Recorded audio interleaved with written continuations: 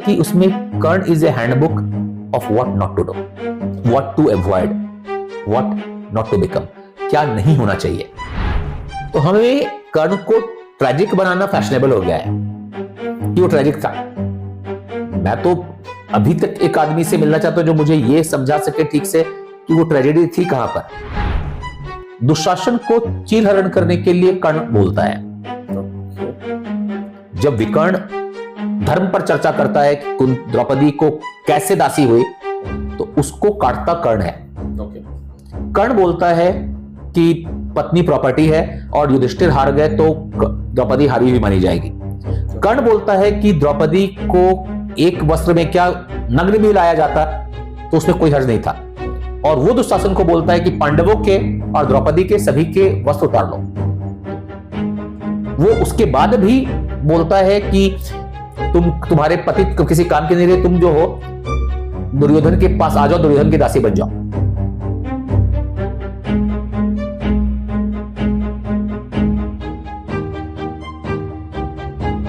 नमस्कार दोस्तों, welcome to valuation.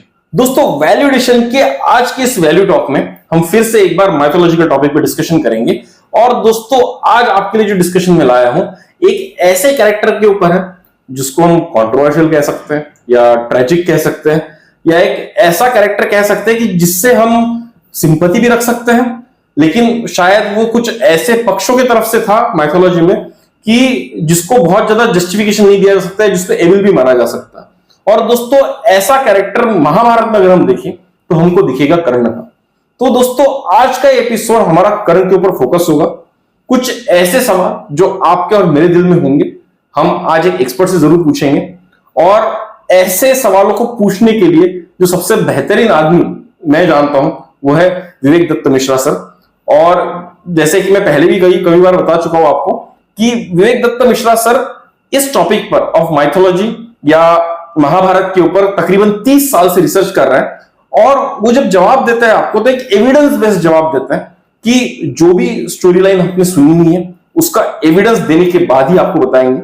और वो एक बेहतरीन अकर्स गॉड नाम की किताब के राइटर रह चुके हैं। उनकी एक मानस किताब आ चुकी है जो महाभारत के ऊपर डील करती है, उसके बेहतरीन एस्पेक्ट्स को खोलकर लाती है। तो दोस्तों, आज का डिस्कशन कर्ण के ऊपर हम करेंगे विवेक दत्त मिश्रा के साथ। तो चलिए दोस्तों, स्टार्ट करते हैं आज का value talk with Vivek Dutt Mishra sir. Vivek sir, welcome once again on valuation. We are so much thankful कि आपने हमारा इनविटेशन स्वीकार किया, क्योंकि सर आपसे हमको इतना लगाव हो गया है, सच बोले तो, कि आप जो हमको पर्सपेक्टिव देते हैं वो थोड़ा अलग होता है। और जो क्रिटिकल क्वेश्चन में किसी से पूछ सकता हूं तो वो शायद आप एक गाइडिंग पर्सन मेरे लिए बन जाते हैं सर। इसलिए मुझे बहुत खुशी होती है जब आप वैल्यूएशन पर आते हैं। Thank you Harshvardhan. आपका जवाब तो उतना ही यूजफुल हो सकता है जितना अच्छा सवाल हो। तो आपके सवाल अच्छे होते हैं तो उसके जवाब भी आ सकते हैं, तो अगर सवाल अच्छा नहीं हो तो फिर जवाब भी नहीं आ सकता है कहीं से। सर, पूरी कोशिश करूंगा कि आपको बेहतरीन सवाल पूछूं। सर, मेरे ऐसे कई व्यूअर्स हैं कि जिनके पास बहुत बेहतरीन सवाल आते हैं, तो कुछ उनके पर्सपेक्टिव से पूछेंगे, कुछ मेरी खुद की क्यूरियोसिटी है, कुछ मेरी खुद के सवाल होंगे जो मैं आपसे पूछना चाहूंगा।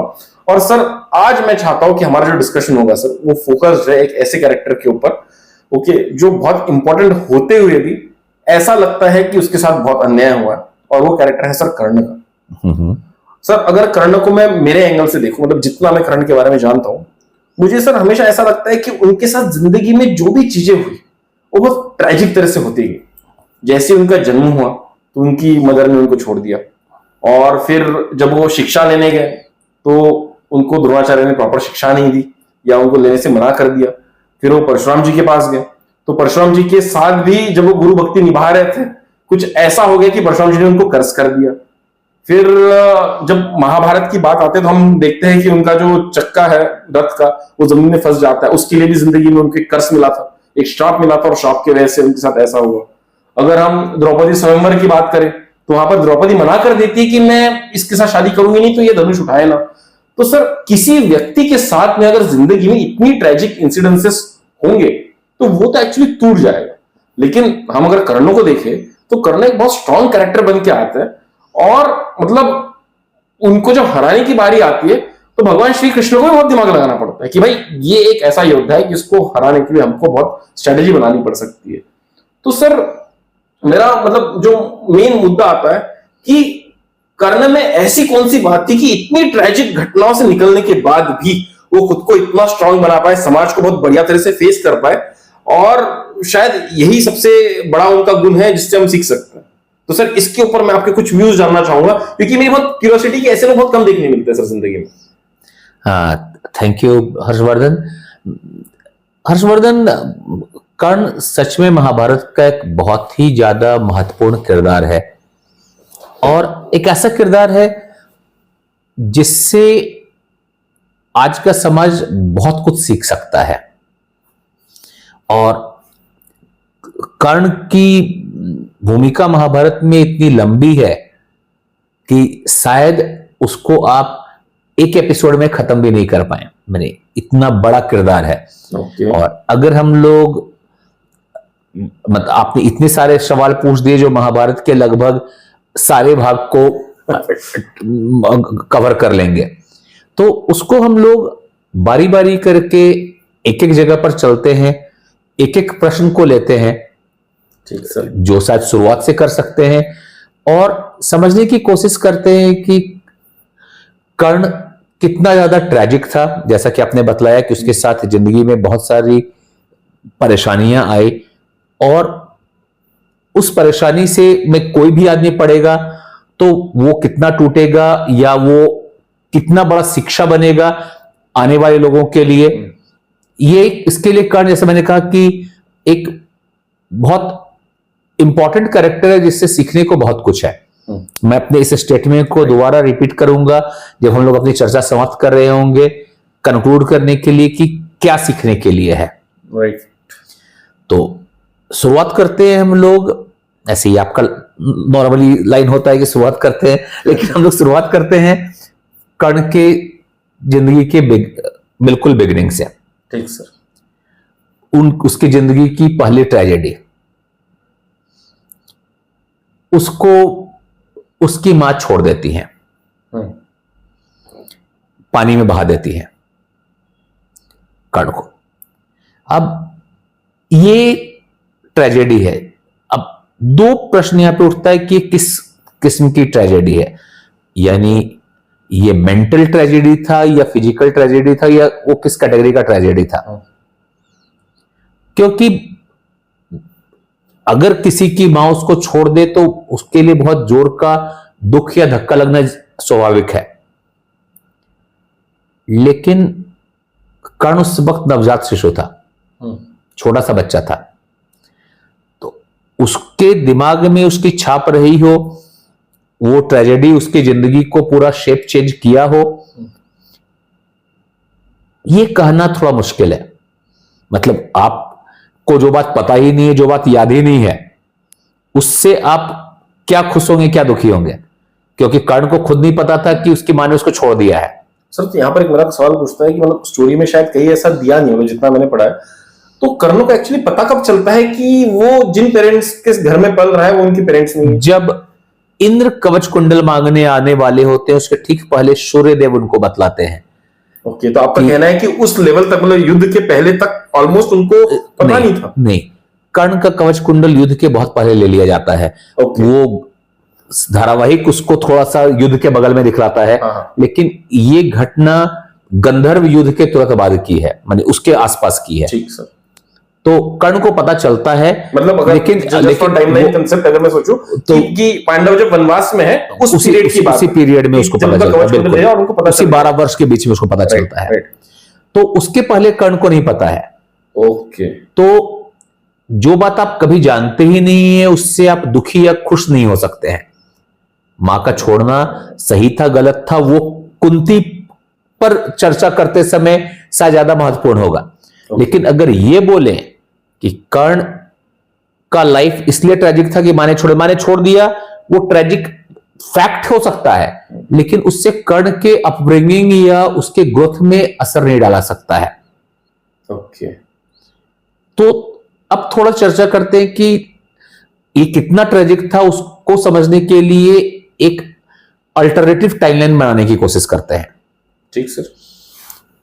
ये सोचते हैं कि क्या होता अगर कर्ण की मां ने उसको नहीं छोड़ा होता। ओके, ठीक है, आप बतलाइए कि आपको क्या लगता है कि थोड़ी देर के लिए मान लेते हैं कि कुंती ने कर्ण को नहीं छोड़ा होता, कुंती कर्ण के साथ हो रहता, कर्ण कुंती के साथ रहता, ठीक है, हो सकता कि कुंती की शादी नहीं होती और पांडव कुंती की हो सकता ही नहीं, हो सकता ही नहीं, कुंती की शादी नहीं होती, क्योंकि कोई भी राजा एक ऐसी राजकुमारी जिसके पहले से ही बच्चे हैं उससे शादी नहीं करती। और यही कारण है कि उसके पहले जब रानी जब सत्यवती की शादी शंतनु से होती है तो वो भी शंतनु को नहीं बतलाती कि उनका एक और बेटा पहले से है जो कि वेद व्यास जी है, राइट, ठीक है, वो भी नहीं बतलाती हैं। एक भी साक्ष्य नहीं है, एक भी उदाहरण नहीं है जहां जिस राजकुमारी का पहले से बच्चा हो उसकी शादी दूसरे राजा से हुई हो। बिल्कुल सही। तो आज भी नहीं करेंगे लोग सच बोलो तो कर्ण एक बिना बाप के बच्चे की तरह बड़ा होता जिसकी मां की शादी नहीं हुई होती। अब वो तब ज्यादा सम्मान पाता समाज में या एक अधिरथ का पुत्र बन के ज्यादा सम्मान पाया समाज में?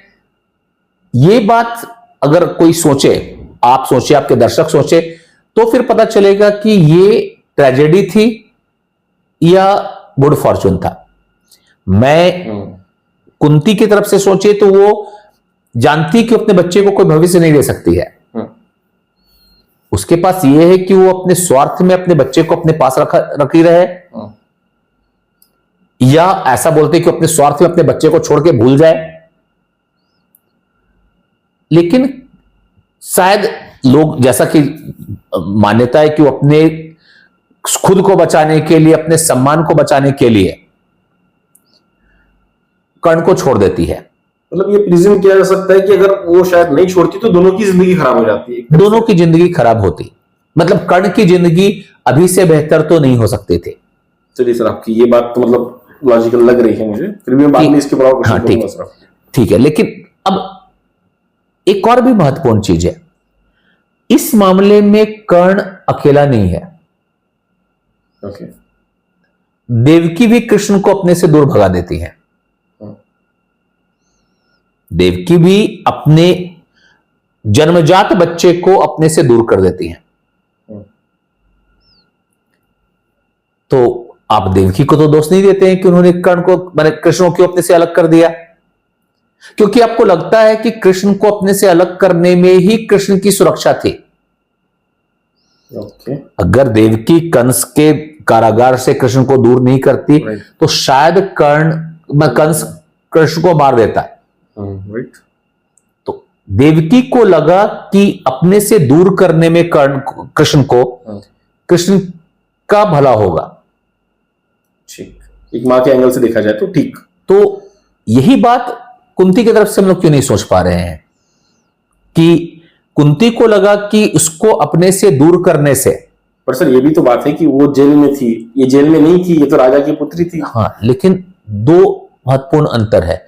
राजा की पुत्री होने के बाद भी कर्ण को एक सम्मान नहीं मिलने वाला था, राज का कोई अधिकार नहीं मिलने वाला था, क्योंकि उनकी तो शादी जो है होती ही नहीं, क्योंकि कोई भी साक्ष्य नहीं है, वैध नहीं मानी जाती डेफिनेटली। तो कर्ण का तो अपमान तब भी होने वाला था। ओके। तो वो, अब अगर आप उल्टा बोले तो सभी को पता था कि कृष्ण विष्णु के अवतार होने वाले हैं, कंस का वध करने वाले हैं, तो देवकी की तो और भी कम चिंता होनी चाहिए थी कि कृष्ण के लिए, लेकिन वो मां है, उनको चिंता था। अब दूसरा देखिए, कुंती ने कर्ण को छोड़ा, लेकिन क्या पानी में फेंक आया? क्योंकि अगर कुंती को कर्ण को मारना होता या अगर उसका केयर नहीं कर रही होती तो देवी गंगा ने दिखलाया था कि कैसे जन्म लिए हुए बच्चे को पानी में डाल के मारा जा सकता है। राइट। भीष्म के पहले 7 बच्चे वैसे ही चले जाते हैं, भीष्म के 7 भाई वैसे ही चले जाते हैं।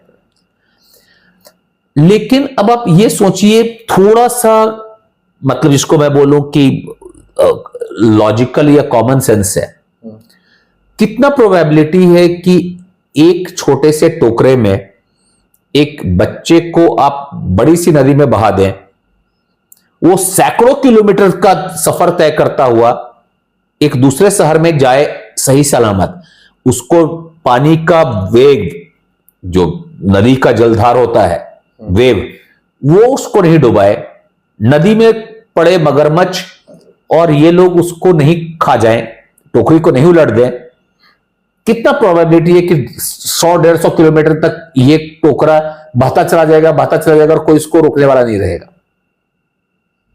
ये भी लॉजिकल बनता है। कर्ण का जो बहाया गया था वो एक बहुत ही स्किलफुल प्लानिंग करके किया गया था, और ये मैं कॉमन सेंस से केवल नहीं बोल रहा हूं, एविडेंस से बोल रहा हूं।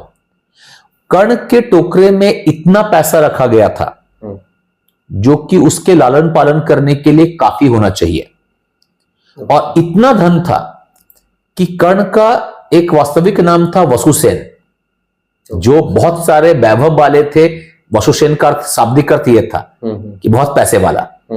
इतना पैसा के साथ अधिरथ को मिला कि उसका नाम वसुसेन रखा गया। अतूक धन वाला। आपको किसी को मारना होगा तो थोड़ी आप इजिप्ट में ममीज का पिरामिड बना रहे थे कि उसमें पैसे के साथ उसको दफनाने के लिए भेज रहे थे।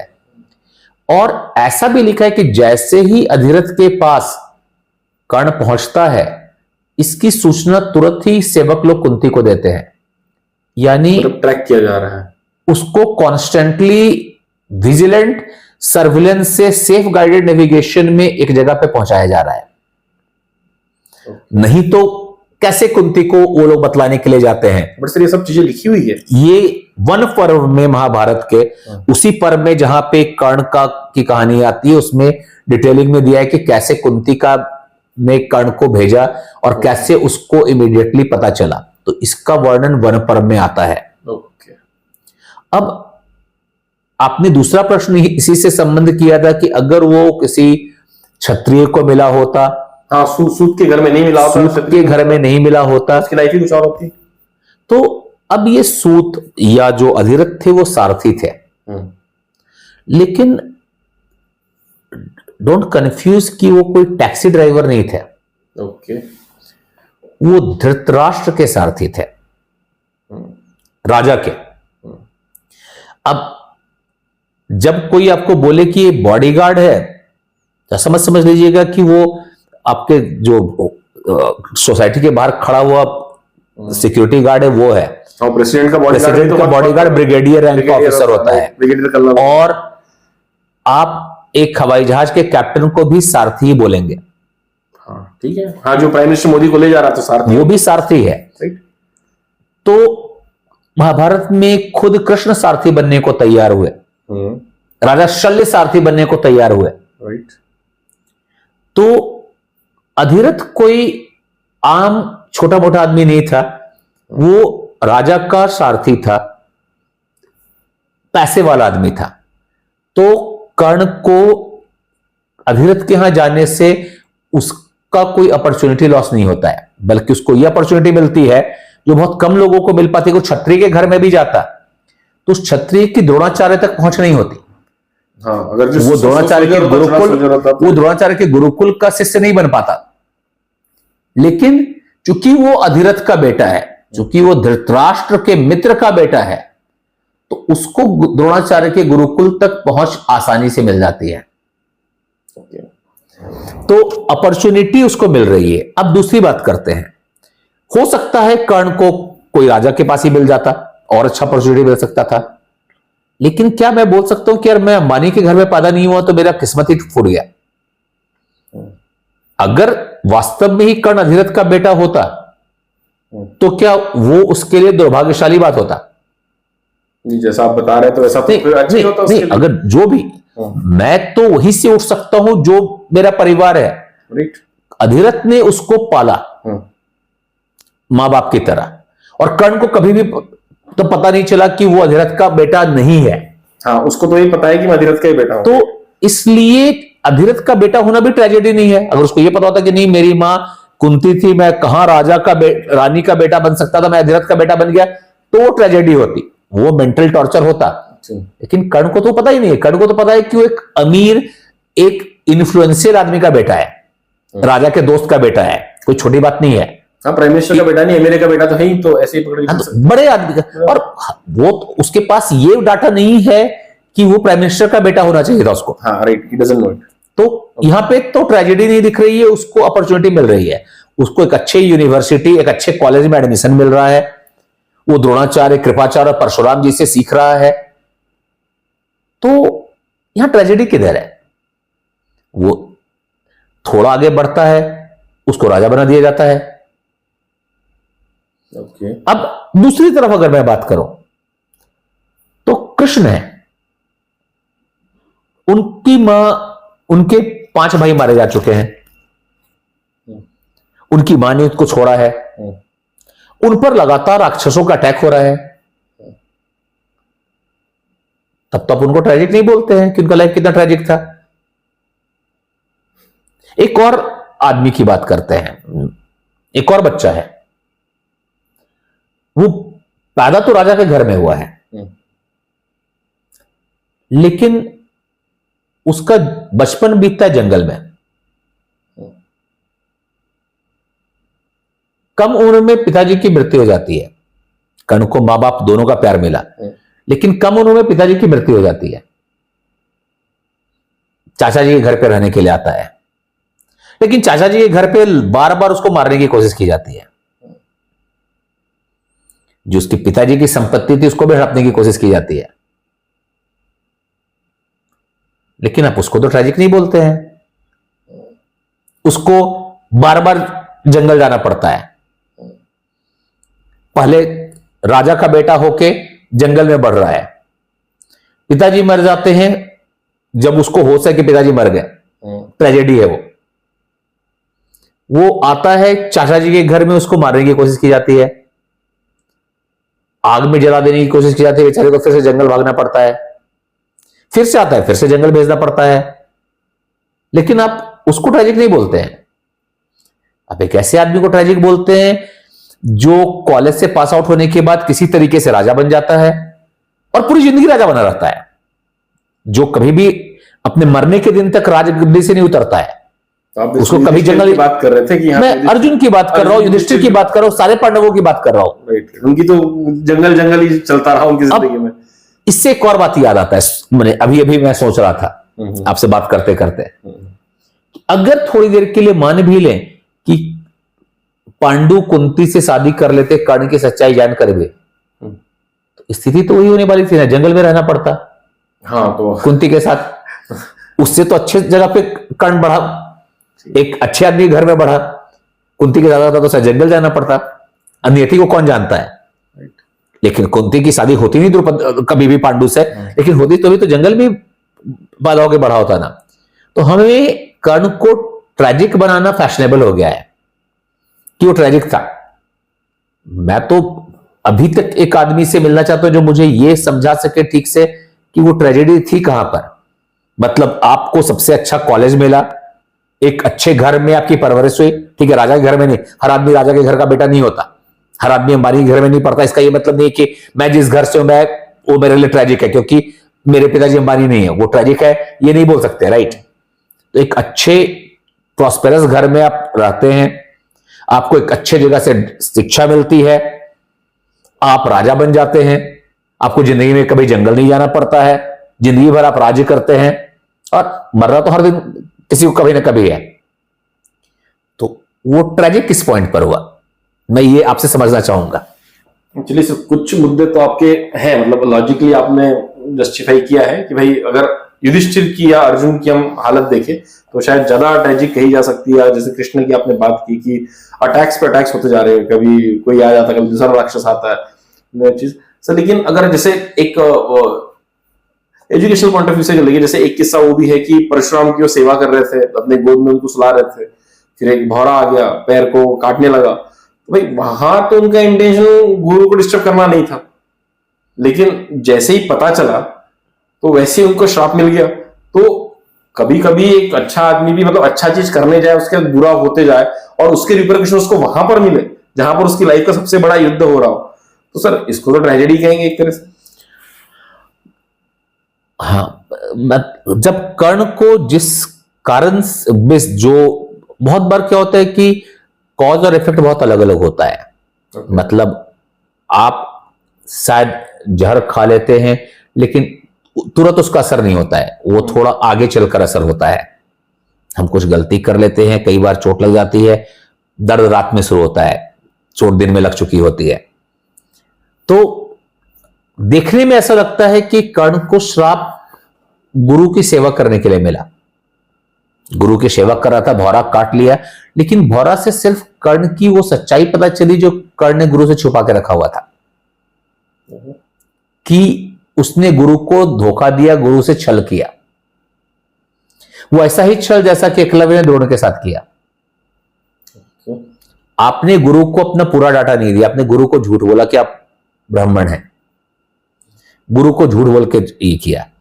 गुरु ने इसलिए श्राप नहीं दिया कि मेरी नींद क्यों खुल गई या तुम्हें भौरा काटा तुमने उठाया क्यों नहीं।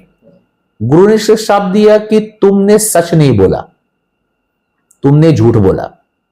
और जैसा हम लोगों ने पहले अपने दिव्यास्त्र के अध्याय में भी चर्चा की है कि गलत हाथों में शक्ति नुकसानदायक ज्यादा होती है। अब परशुराम ने उस पर भरोसा करके, विश्वास करके सारे दिव्यास्त्र 11 उसको दे दिया है। जैसे द्रोणाचार्य लकी थे, उन्होंने एकलव्य को पहले पहचान लिया, लेकिन परशुराम ने ट्रस्ट कर लिया और इसने उसका ट्रस्ट को बिट्रे कर दिया। तो उस समय वो गुरु भक्ति कर रहा था, लेकिन जो उसका फाउंडेशन था वो खुद एक डिसीट पर बेस्ड था। और शायद परशुराम इस बात को छोड़ देते, शायद वो माफ कर देते। मैं शायद बोल रहा हूं क्योंकि यहां पे हम लोगों को चर्चा करनी होगी, लिखा नहीं होगा। अगर उन्होंने दिव्यास्त्र का ज्ञान नहीं दिया होता, अब सवाल यह कि इस आदमी को दिव्यास्त्र ज्ञान भी दिया जा चुका है और अब पता चल रहा है कि वो उसके योग्य नहीं है। ये उस दिव्यास्त्र का विनाश के लिए इस्तेमाल कर सकता है। परशुराम के पास जाने के पहले कर्ण द्रोणाचार्य का शिष्य हुआ करता था, जो आज के टीवी शो नहीं बतलाना चाहते हैं। यहाँ पर ये तो फैक्ट है कि वो कुछ साल तक रहा। मतलब जनरली लोग सोचते हैं कि दुर्योधन की मुलाकात भी उसकी वो वहीं पर हुई थी जब कीड़ा में चल रहे थे, जब राजा बना होता है, बट ऐसा है नहीं। उनको तो बचपन से जानते हैं। तो जब कर्ण परशुराम से सीख रहा था तो परशुराम कर्ण को सिखा रहे थे, लेकिन तब कर्ण द्रोण उनको सिखा रहे थे। लेकिन जब कर्ण द्रोण के पास दिव्यास्त्र मांगने जाता है, जिसका वर्णन महाभारत के शांति पर्व में आता है, तो वो ऐसा कहता है कि मेरा यह मानना है कि मुझे युद्ध में अर्जुन के बराबर का होना चाहिए, तो आप चूंकि पक्षपात नहीं करेंगे तो अस्त्र मुझे भी दीजिए। यानी कि अर्जुन को दो बातें, कि अर्जुन को अस्त्र मिल चुका था और कर्ण युद्ध में उसकी बराबरी चाहता था। अब सवाल है किस युद्ध में? आप तो कॉलेज में पढ़ रहे हैं, स्टूडेंट्स हैं, किस युद्ध की बात कर रहे हैं आप? आपको अर्जुन से क्या दुश्मनी थी कि आपको अर्जुन से युद्ध करना था और आपको युद्ध में करने के लिए एक दिव्यास्त्र की जरूरत थी to settle a personal score? नहीं, बट सर बात सिर्फ सेटल द पर्सनल स्कोर की नहीं है। अगर मैं किसी चीज का फीस दे रहा हूं फॉर एग्जांपल, तो भाई मुझे भी पूरा नॉलेज मिलना चाहिए, मुझे क्यों नहीं मिलना चाहिए? तो अगर आप मुझे फीस दे रहे हैं या आप अपने बच्चे के लिए फीस दे रहे हैं और आपका बच्चा भी 7th ग्रेड का काम करने के कैपेबल नहीं है, तो मैं आपको 12th ग्रेड का उसको बना दूंगा क्या? 12th ग्रेड का पढ़ा दूंगा क्योंकि आपने मुझे फीस दे दिया है। दिव्यास्त्र is a higher grade knowledge. And again वो सिर्फ नॉलेज नहीं है, ये सिर्फ डिमांड सप्लाई की कहानी नहीं है कि मैंने पैसे दिए, एक तो पैसे होते नहीं थे इसलिए गुरु दक्षिणा होता है। मैं तो जस्ट एक टर्म हाँ, नहीं, लेकिन ये नहीं है कि मेरा राइट टू एजुकेशन है। It is your duty to proof yourself capable. जब तक आप काबिलियत नहीं सिद्ध करेंगे आपको नहीं मिलेगा। और द्रोण देख रहे हैं कि इस आदमी को दिव्यास्त्र का अर्थ नहीं समझ में आ रहा है कि उसका जरूरत शत्रु से को मारने के लिए नहीं, एक ज्यादा बड़े उद्देश्य, विधायक उद्देश्य के लिए, पॉजिटिव पर्पस के लिए किया जाता है। तो आप एक आपस के सेल्फिश वॉर, लड़ाई के लिए आप लड़ना चाहते हैं, तो वहां पे लिखा है कि चूंकि गुरु अर्जुन को पसंद करते थे, अब क्यों उस पर हम लोग चर्चा कर सकते हैं, लेकिन उसकी काबिलियत को देखकर जो भी, और वो कर्ण के प्रपंच को भी जानते हैं, विकेटनेस को जानते हैं, तो वो बोलते हैं कि दिव्यास्त्र तो सिर्फ ब्राह्मण, और वो बहुत अच्छा बात द्रोण बोलते हैं, जो दिव्यास्त्र का एक परिचय भी बनता है कि दिव्यास्त्र केवल उन क्षत्रियों को दिया जा सकता है जिसमें तप का बल हो, या उन ब्राह्मणों को जिसमें संयम हो। यानी अगर आप देखिए तो आमतौर पे तप ब्राह्मण के साथ जोड़ा जाता है और संयम क्षत्रिय के साथ, संयम क्षत्रिय के साथ जोड़ा, लेकिन ये संयमी ब्राह्मण और तपधारी तपोनिष्ठ क्षत्रिय की बात कर रहे हैं। यानी कि आपकी पर्सनालिटी होलसम होनी चाहिए, आपको दोनों की क्वालिटी होनी चाहिए। आपको जात नहीं पूछ रहे हैं, बोल रहे हैं अगर ब्राह्मण है तो तप तो है ही, तो संयम भी चाहिए, क्षत्रिय है संयम तो है ही, तप भी चाहिए। जब तक आप कंप्लीट नहीं होगे आपको नहीं देंगे। लेकिन इस फिलॉसफी को कर्ण समझ नहीं पाता है, उसको लगता है कि अच्छा ब्राह्मण होना जरूरी है ब्रह्मास्त्र के लिए, तो परशुराम के पास चला जाता है, उसको ठगने की कोशिश करता है, और ना सिर्फ खुद को ब्राह्मण बतलाता है, खुद को भार्गव गोत्रीय ब्राह्मण बतलाता है, जो परशुराम का गोत्र था। ओके, तो वो कोई रिस्क नहीं लेना चाहता है। नहीं, ये किसको बताता है? द्रोणाचार्य को? परशुराम को बताता, परशुराम को बतलाता है कि मैं भी भार्गव गोत्रीय ब्राह्मण हूं, मैं आप ही के कुल का हूं एक तरह से। हाँ, ताकि मतलब वो फुल प्रूफ प्लान बनाता है, कंप्लीट डिसीट, कि मैं भी भार्गव गोत्रीय ब्राह्मण हूं, तो आप मुझे शिक्षा दीजिए। तो एक तरह से आप कह रहे हैं कि डॉक्यूमेंट फोर्ज कर दिए। आपने डॉक्यूमेंट फोर्ज किया, उसके बेसिस पे आपने एडमिशन लिया, आपने हायर एजुकेशन भी ले लिया। और मुझे दिख रहा है कि नहीं यार, ये तो जैसा कि हम लोगों ने दिव्यास्त्र पर चर्चा की, दिव्यास्त्र के साथ समस्या कि अगर आप केयरफुल नहीं रहेंगे तो आप नुकसान ज्यादा पहुंचा सकते हैं, इनफैक्ट आपको भी नुकसान हो सकता है एक तरह से। तो परशुराम का जो क्रोध था वो इस बात के लिए नहीं था, मतलब आज का जो भी इमीडिएट एक्शन है कि हाँ इस मोमेंट पे कर्ण सच में गुरु भक्त था। ओके। लेकिन उसकी गुरु भक्ति पहले से विषाक्त थी, पॉइजनस थी, क्योंकि वो पहले से झूठ बोल के खड़ा हुआ था वहां पे। ओके। लेकिन इस जगह पर एक और महत्वपूर्ण चर्चा आता है जिसको ज्यादातर लोग सही ढंग से नहीं बतलाते हैं। ओके। वो ये है कि जब परशुराम पूछते हैं तो कि तुम कौन हो, तो परशुराम को कर्ण बोलता है कि मैं सूत हूं, जो क्षत्रिय ब्राह्मण माता और क्षत्रिय पिता का संतान होता है। ओके, सूत जो होता है it's a combination of Kshatriya and ब्राह्मण। ओके। यानी कि जो आज का प्रचलित मान्यता है कि सूत मतलब शूद्र या लोअर कास्ट, वो था ही नहीं। अब इस चीज पर थोड़ा और चर्चा करते हैं, क्योंकि ये कर्ण के ट्रेजिक लाइफ का एक बहुत इंपॉर्टेंट महत्वपूर्ण बिंदु बोला जाता है। हाँ, कि वो लोअर कास्ट का था, अगर किसी का डिस्क्रिमिनेशन हुआ ऐसा जनरली माना जाता है। आपने अगर कोई भी हिंदू व्रत कथा जैसे सत्यनारायण कथा या बाकी कथा पढ़ा होगा तो आपने बार बार सुना होगा सूत जी कहते हैं, सूत जी ऐसा कहते हैं। ओके। एक पुराने ऋषि भी थे सूत जी, ओके, जिनकी चर्चा बार बार आती है विद्वान की तरह। इतना ही नहीं, महाभारत की कहानी भी बहुत यूनिक वे में स्टार्ट होती है। मतलब महाभारत की कहानी भीष्म के प्रतिज्ञा से शुरू नहीं होती है, वो बहुत layered flashback with in flashback है। हाँ।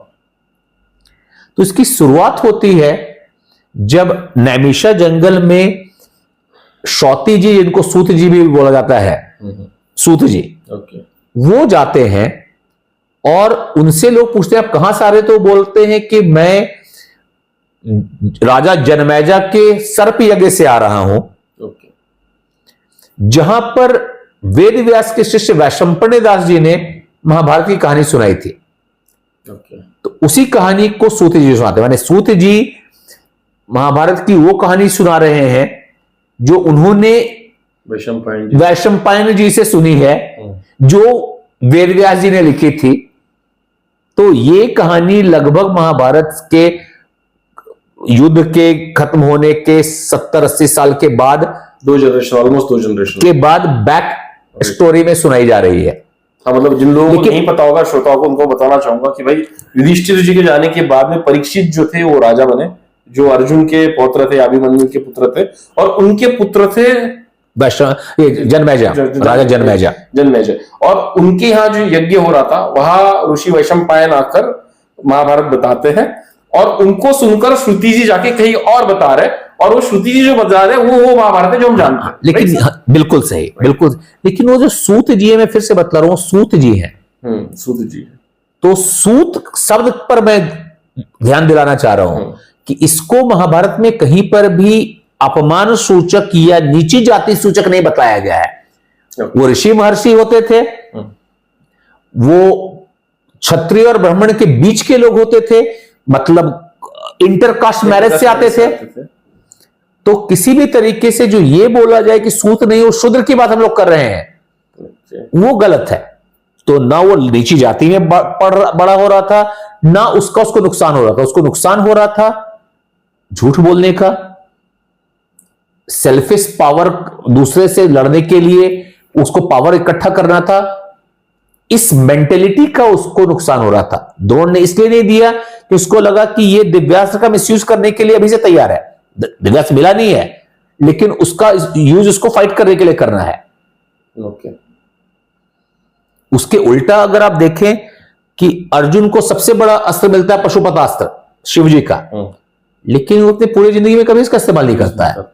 इनफैक्ट वो अपनी जिंदगी में 90% वेपन्स का यूज नहीं करता है। हाँ, एक्चुअली बोला जाता है कि स्वर्ग से पूरे दिव्यास्त्र लेके आ गए थे, लेकिन उस किसी का इस्तेमाल नहीं करता है। वो उसको डेटरेंट की तरह यूज करता है। सब मुझे बताते हैं, महाभारत में अर्जुन ने एक भी दिव्यास्त्र यूज नहीं किया। नहीं, कोई भी बड़ा दिव्यास्त्र यूज नहीं किया, कोई भी यूज नहीं, कोई भी बड़ा दिव्यास्त्र यूज उसने नहीं किया। हम जितनी स्टोरी सुनते हैं उसमें कभी ऐसा नहीं कि अर्जुन ने कोई ऐसा अस्त्र छोड़ा। उसने ब्रह्मास्त्र अश्वत्थामा पर किया, लेकिन उसको वापस ले लिया, वो यूज नहीं हुआ फाइनली। तो वो डेटरेंट की तरह यूज करता है। उसने यूज किया है कुछ एक जगह पर, लेकिन डेटरेंट की तरह यूज किया जा रहा है। सामने वाला जब अटैक करेगा तो उसके प्रोटेक्शन के लिए। तो पशुपतास्त्र रहने से ज्यादातर लोग उसके सामने बहुत ज्यादा वेपन इस्तेमाल नहीं करेंगे।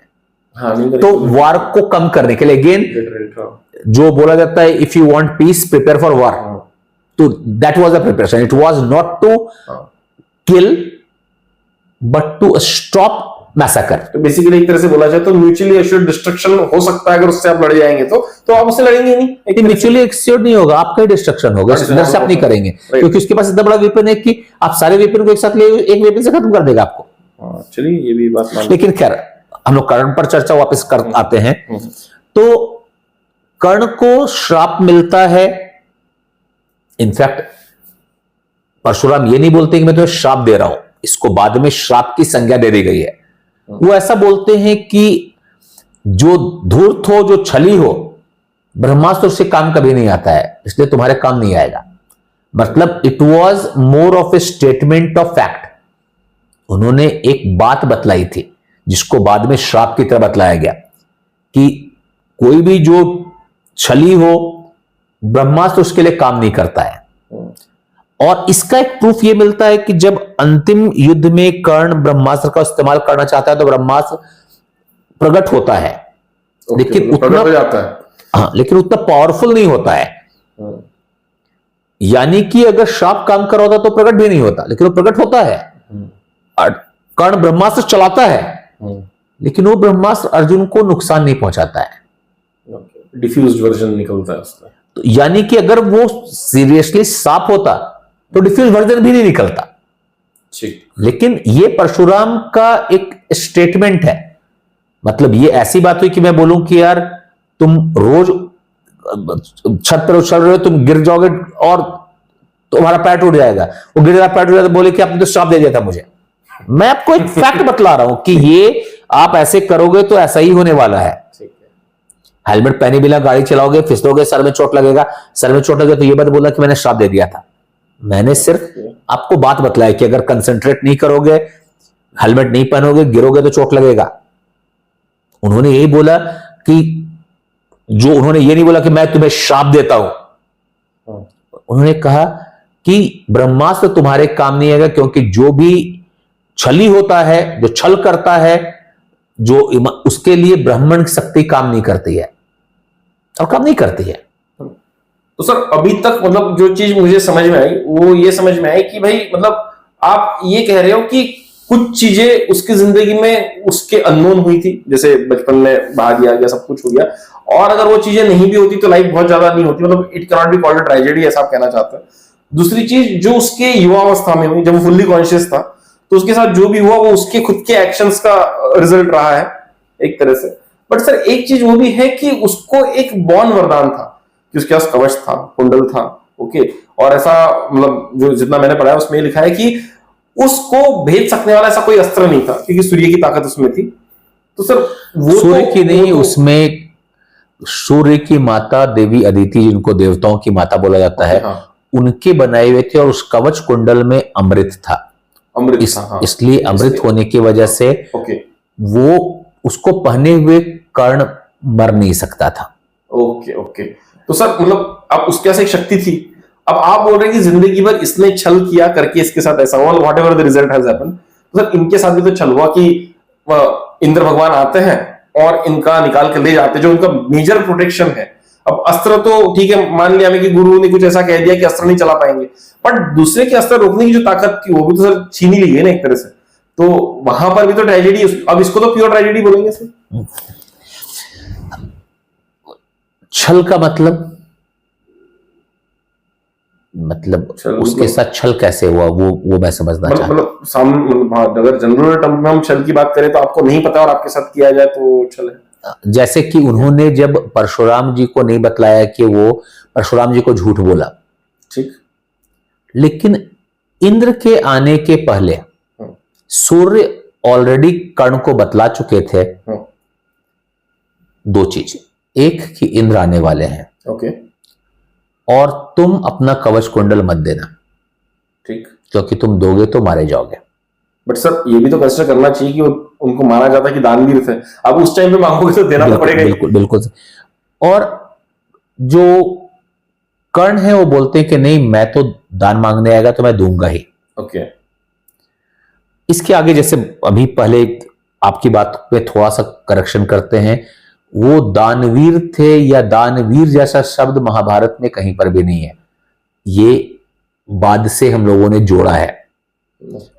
उस समय अगर आप देखें तो ज्यादातर जो लोग थे वो दानवीर ही हुआ करते थे, राजा लोगों का काम दान करना होता था। जैसे कि जब अर्जुन वनवास जाते हैं तो वो अपनी सारी संपत्ति दान करते हैं, युधिष्ठिर ने कई बार अपनी संपत्तियों को दान किया है। तो लेकिन हाँ, कर्ण का एक व्रत था कि जो भी उसके पास आएगा वो उसको दान देंगे, और इंद्र छल करने के लिए ही आए थे, मैंने उनका इंटेंशन छल करना ही था। वो तो अपॉर्चुनिटी देख के आए थे, अपॉर्चुनिटी देख कर आए थे। लेकिन चूंकि कर्ण को पता था तो आप उसको टेक्निकली छल नहीं बोल सकते हैं पहले वहां पर। लेकिन मैं आगे बढ़ता हूं। जब सूर्य उनको बोलते हैं कि तुम मत देना, तो मना कर देते हैं, बोलते नहीं मैं तो दूंगा। सूर्य समझाते हैं दोगे तो मरोगे, लेकिन वो बोलते नहीं मैं तो दूंगा। तो सूर्य बोलते हैं तब तुम इंद्र से उनकी वासवी शक्ति मांग लेना। तो ये आइडिया कर्ण को पसंद आता है। वो जब इंद्र आते हैं तो वो ऑलरेडी जो प्री प्लान्ड स्क्रिप्टेड लाइन था उस पर वो डिस्कस करता है। वो बोलता है कि मैं, आप मुझसे रुपए पैसे ले लीजिए, वो मना करते हैं। फिर वो बोलता है कि देखिए, अगर मैं अस्त्र आपको, आप देवराज हैं मैं जानता हूं, आपको शोभा नहीं देता है कि आप मेरे से मेरा कवच कुंडल मांगिए, तो अगर आपको चाहिए तो मैं दे दूंगा, लेकिन बदले में मुझे भी आपसे अस्त्र चाहिए, और सिर्फ इसी शर्त पर, इसी आदान प्रदान एक्सचेंज के टर्म पर मैं कवच कुंडल दूंगा, नहीं तो मैं नहीं दूंगा। नहीं, पर ये भी हो सकता है कि देने के बाद इंद्र ने बोला हो कि वरदान ले लो, देने के बाद बोला हो। नहीं, वही मैं बोल रहा हूं, ऐसा नहीं हुआ। ओके, ऐसा नहीं हुआ। तो महाभारत क्या कहता है? महाभारत कहता है, महाभारत में ये स्पष्ट, दो बहुत स्पष्ट लाइन लिखा हुआ है जो आपको एविडेंस से भी मैं बतलाने की कोशिश करूंगा। पहला कि वो बोलता है कि अगर आपको भी ये मांगना शोभा नहीं देता है और अगर मैं दूंगा तो मैं मारा जाऊंगा, तो अगर आपको चाहिए तो मैं देने को तैयार हूं, लेकिन बदले में आपको भी मुझे कुछ देना होगा, और सिर्फ इसी शर्त पर, इसी आदान प्रदान के शर्त पर मैं अपना कवच कुंडल दूंगा, नहीं तो मैं नहीं दूंगा, नहीं तो मैं नहीं दूंगा। यानी जब तक आप एग्री नहीं कर जाइए तब तक मैं आपको नहीं दूंगा। तो मैंने और आपने एक एक्सचेंज का डिसीजन लिया। उस पर इंद्र बोलते हैं कि अच्छा, तो मेरे वज्र को छोड़ के तुमको मुझसे जो भी अस्त्र चाहिए तुम मांग सकते हो, जो भी चाहिए। तो बोलता है इस बात पे कर्ण खुशी खुशी कवच कुंडल देने को तैयार होता है, खुशी खुशी। अब खुशी खुशी वो क्यों तैयार होता है उस पर भी चर्चा करना जरूरी है। पहले आपको एक बार फिर से ध्यान दिला दूं कि यह घटना एग्जैक्टली कब होता है। यह घटना अर्जुन के, पांडवों के 12 वर्ष के वनवास के बीच की घटना है। टू बी मोर एग्जैक्ट, जब गंधर्व युद्ध हो जाता है, गंधर्व युद्ध के बाद ऐसा होता है। गंधर्व युद्ध के बाद इनफैक्ट कर्ण ने, जो अगर आप पुराने नीलकंठ संस्करण पर जाएं, और ये घटना मैं पहले बतला दूं कि जो भंडारकर का जो ज्यादा क्रिटिकल एडिशन में जाता है उसमें नहीं है, बोरी एडिशन जो बोला, बोरी में नहीं है, तो आप उसको बिल्कुल एग्जैक्टली नहीं ले सकते हैं। लेकिन नीलकंठ संस्करण में थोड़ा ज्यादा, क्योंकि उसमें हमेशा ज्यादा डिटेल है, बोलता है कि कर्ण ने ये दान की परंपरा इस व्रत के साथ लिया था कि मैं अर्जुन का वध कर सकूं। ऐसे दान मतलब होता है ना कि आप कुछ अच्छा कर रहे हो तो बदले आपको चाहते हैं, तब उन्होंने ये शुरू किया था। लेकिन मैंने कहा चूंकि बोरी में नहीं है तो मैं इस चीज को बहुत हाईलाइट नहीं करूंगा, ये सिर्फ जानकारी के लिए बतला रहा था। वैसे मतलब जस्ट कि अगर आप गीता प्रेस का पढ़ेंगे महाभारत तो उसमें लिखा हुआ आपको मिलेगा, अगर आप पहले इंग्लिश ट्रांसलेशन केसारी मोहन गांगुली को पढ़ेंगे तो उसमें भी मिलेगा कि कर्ण ने गंधर्व युद्ध के हार के बाद अर्जुन को जीतने के लिए एक तरह से तप को किया कि मैं दान देता रहूंगा।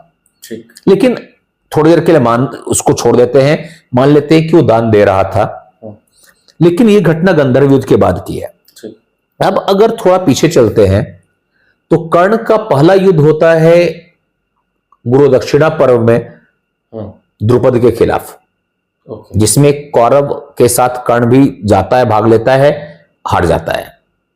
ठीक, ये भी घटना बहुत विस्तार में बोरी में नहीं है, इसलिए इसको भी थोड़ी देर के साइड कर देते हैं। सर वैसे आप ये बोरी बोल रहे हैं तो मतलब मैं जितना जानता हूं उसके हिसाब से कि जितने भी सोर्सेस को कंपाइल करके जो मोस्ट ऑथेंटिक वर्जन है भंडार करके बोरी वर्जन में दिया गया है, Bhandarkar oriental research institute. Generally mythological जो हमारा सर्कल है उसमें ये चीज मानी जाती है कि बोरी को बहुत ज्यादा प्रामाणिक तौर पर गोल्ड स्टैंडर्ड होता है, गोल्ड स्टैंडर्ड माना जाता है। तो उसमें भी गुरु दक्षिणा पर्व पर बहुत ज्यादा चर्चा नहीं है तो उसको भी जाने देते हैं। राइट।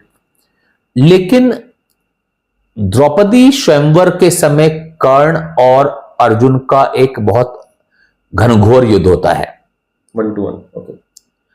जिस युद्ध में कर्ण को बोलता है कि अर्जुन ने शुरू में 3 तीरों से घायल किया। ओके। इस समय कर्ण के पास कवच कुंडल है, ओके, और 3 तीर से वो घायल होता है।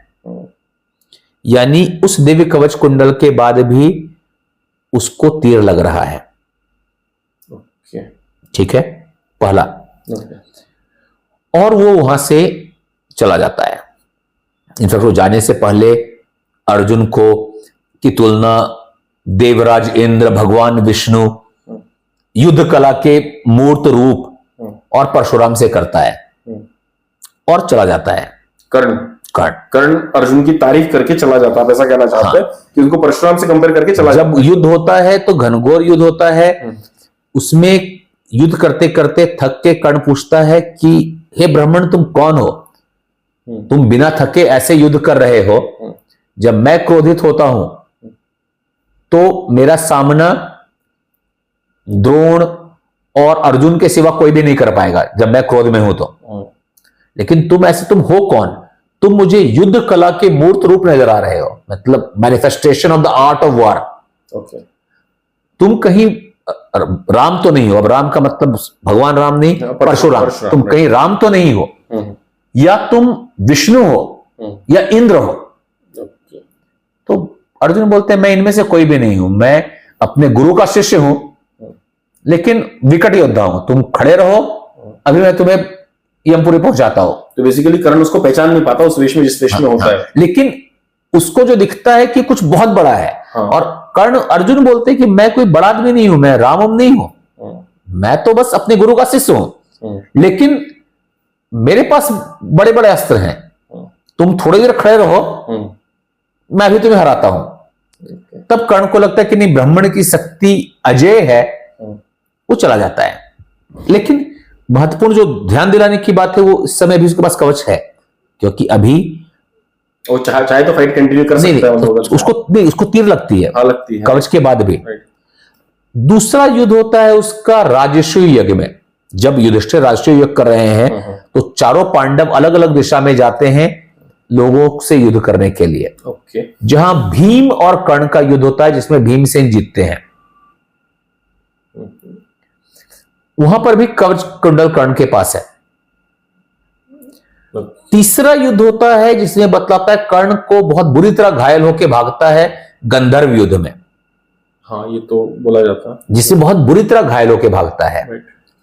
तो कर्ण के पास कवच कुंडल होते हुए वो घायल भी होता है, उसको तीर भी लगता है और वो भागता भी है। तो आप ऐसे समझिए कि कवच कुंडल आपका यहां ही बचा सकता है, राइट? हाथ में लगेगा, पेट में लगेगा, पैर में लगेगा, उसको तो नहीं बचा सकता है ना। कुंडल में अमृत था, इसलिए कुंडल के होते कर्ण मर नहीं सकता है। लेकिन हमने राहु का नाम सुना है इंडियन माइथोलॉजी में,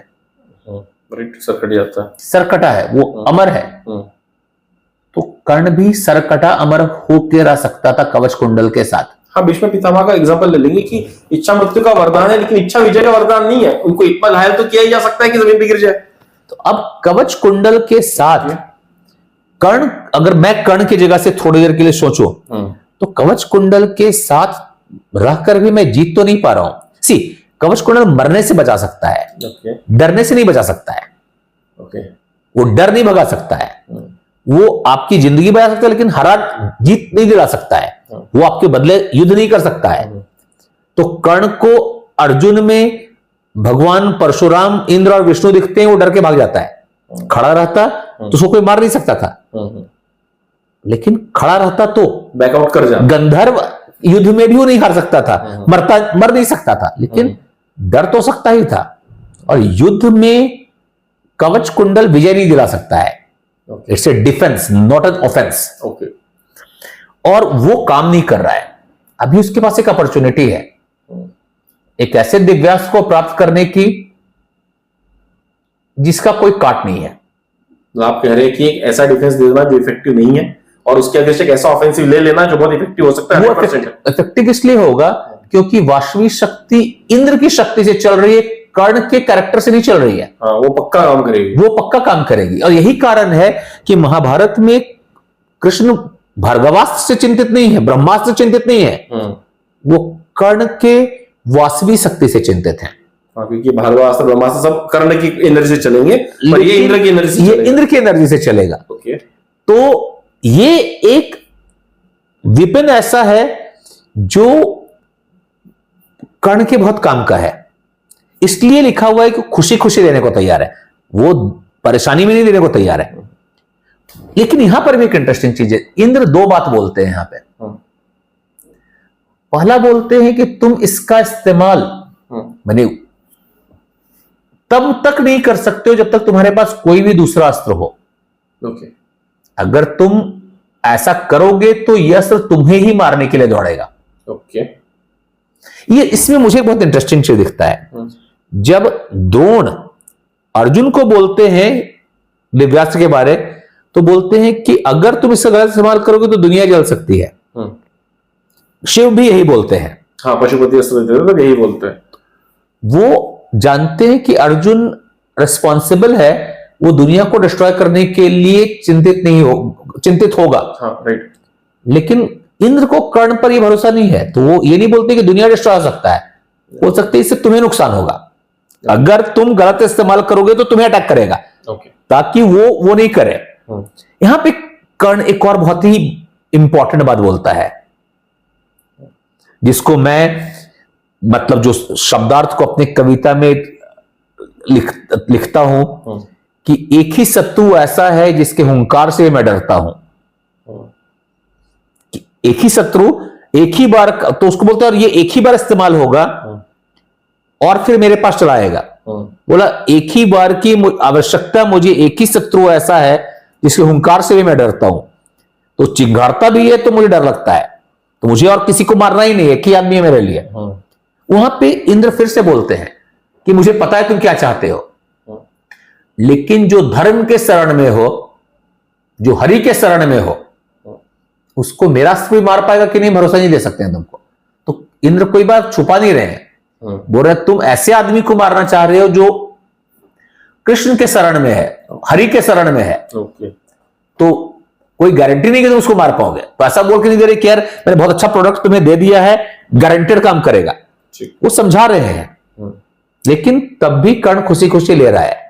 अब मेरा समस्या यहां पर यह है कि दो आदमी ने मिलकर आपस में व्यापार किया, एक्सचेंज का तय किया, उसमें से एक दानवीर और दूसरा पापी हो गया,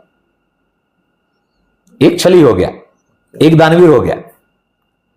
इंद्र आए थे छलने के लिए, लेकिन वो छल किए क्या, वो फेयर प्राइस दिए।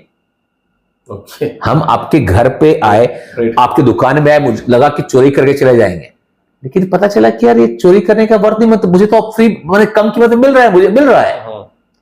लेकिन क्या इससे कर्ण को नुकसान हुआ? अब थोड़ा और आगे बढ़ते हैं, व्हाट इफ में चलते हैं, अल्टरनेटिव यूनिवर्स में, कि कर्ण कवच कुंडल रखा रहता और इंद्र बोलते यार मैं तो नहीं दूंगा, वास्तविक शक्ति नहीं दूंगा, चले जाते हैं। युद्ध के 14वें दिन क्या होता? घटोत्कच तो 14वें दिन युद्ध को खत्म कर दिया रहता।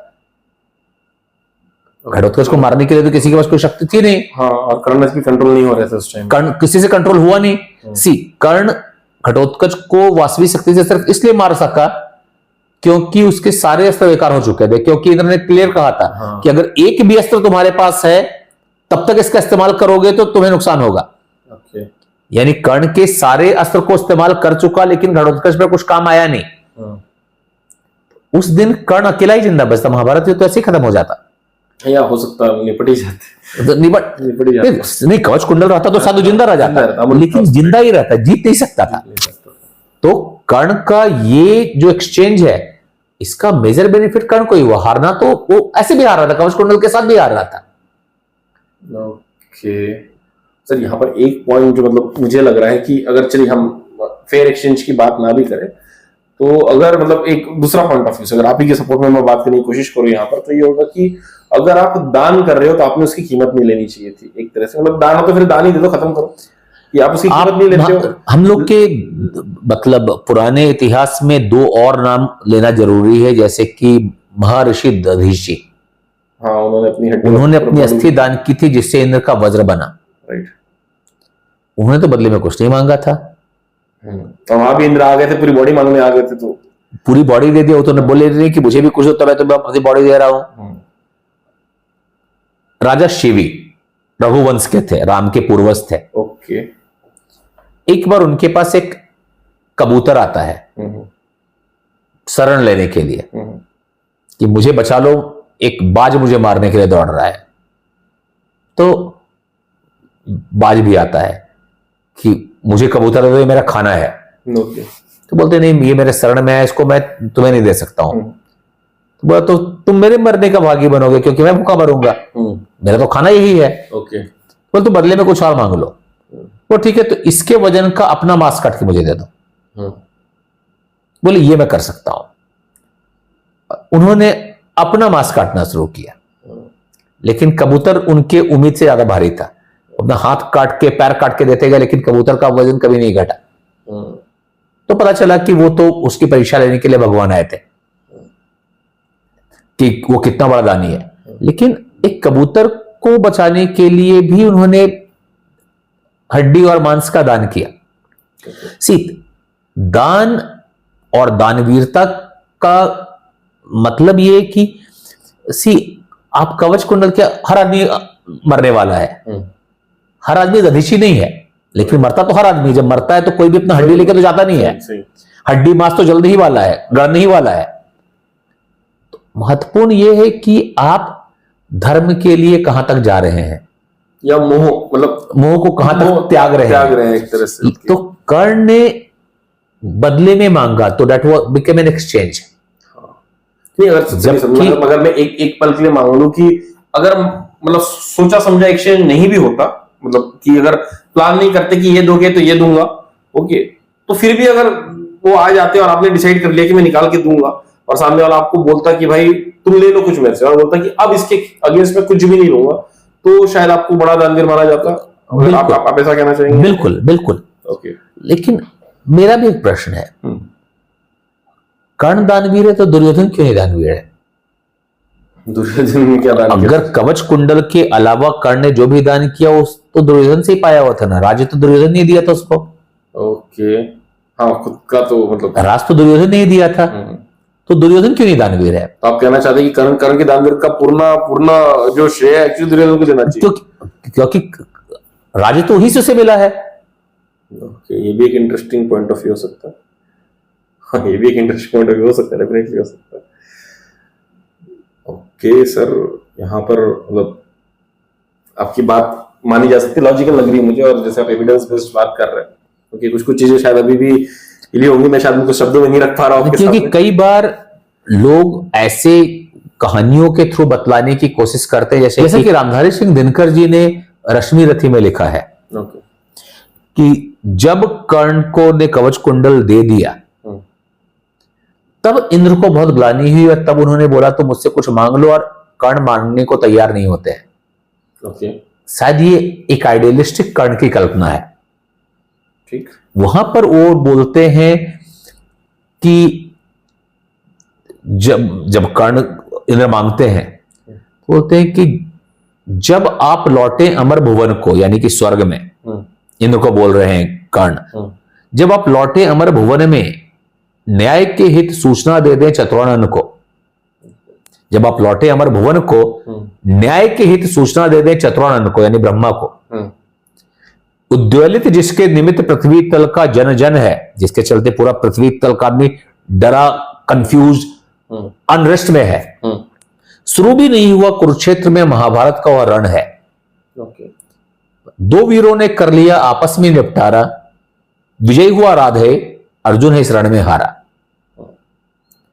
और वहां कर्ण बोलते हैं कि अगर लड़े बिना ही अर्जुन जय के लिए व्याकुल है, यानी अर्जुन को लड़ना नहीं, ऐसे डरा हुआ है, तो कहता हूं उस जय का भी मार्ग एक सरल है।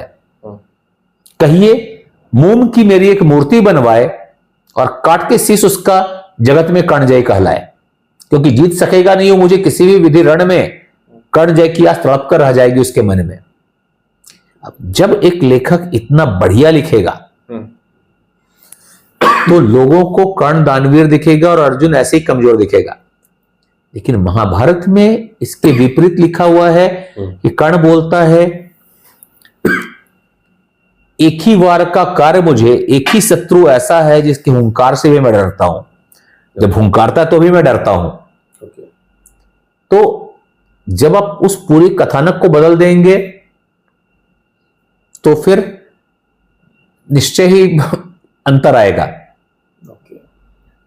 बट सर यहां पर तो इंटरप्रिटेशन की बात आ जाती है। नहीं, इंटरप्रिटेशन की बात कैसे आ रही है? मैं तो फैक्ट की बात कर रहा हूं। जब दिनकर जी बोलते हैं तो इंटरप्रिटेशन है, क्योंकि एक तो सीक्वेंस उलट जाता है। वहां सीक्वेंस ये होता है कि कर्ण बिना कुछ दिए अपना कवच का दे देता है उनको, और तब इंद्र ग्लानि में मांगते हैं, बोलते हैं कि तुम भी कुछ ले लो, तब भी वो मना करता है, फिर भी वो देते हैं। ये डिस्टॉर्शन ऑफ फैक्ट है, क्योंकि ये महाभारत के किसी भी प्रमाणिक ग्रंथ में नहीं लिखा हुआ है। ओके, जो मैं बोल रहा हूं परसेप्शन नहीं है, वो महाभारत के, यहां तक कि जैसा भी आपने बोला, भंडारकर के प्रसंग में भी यही वर्णन है कि वो बोलते हैं कि अगर आप मुझे सिर्फ इसी शर्त पर कि आप मुझे कुछ दे, मैं आपको कवच कुंडल दूंगा, वरना मैं नहीं दूंगा। जिस मोमेंट पे कर्ण बोल देते हैं कि otherwise I will not give you, उसी मोमेंट पे दान की कहानी खत्म हो जाती है। वेरी सेम मोमेंट, अगर आप मुझे नहीं दोगे तो मैं आपको नहीं दूंगा, काम खत्म। यानी कर्ण के पास डिनायल का ऑप्शन था। अब तब वो बोलते हैं कि ठीक है, तुम वज्र को छोड़ के और कुछ भी मांग लो, और वो टर्म भी रखते हैं कि एक ही बार इस्तेमाल कर पाओगे, तुम जिसको मारना चाहते हो एक ही बार यूज कर पाओगे, तो बोला हमको तो एक ही बार यूज करना है, एक ही आदमी से हम डरते हैं, बाकी को ऐसे मार देंगे। तो बोलते हैं लेकिन तुम उसको भी शायद नहीं मार पाओगे। लेकिन कर्ण को बात समझ में नहीं आता है। तो यहां पे this is not a question of perception, this is a question of authentic ancient references versus modern narrative. आप किसके बेसिस पे परसेप्शन बना रहे, प्रश्न इस पर आएगा केवल कि आप नए लिखे हुए इसको पढ़कर अपना परसेप्शन बना रहे हैं, या महाभारत जो वेद व्यास का है उसके बेसिस पे अपना परसेप्शन बना रहे हैं। तो सर चलिए, मतलब ये तो एक एंगल था उसकी जिंदगी का जो हमने कर्ण के बारे में सोचा। बट सर अभी मतलब जैसे एक ये एस्पेक्ट भी होता है कि अगर वो एंटी पांडव नहीं होते फॉर एग्जांपल, तो शायद ये सब चीजें नहीं होती उनकी जिंदगी में।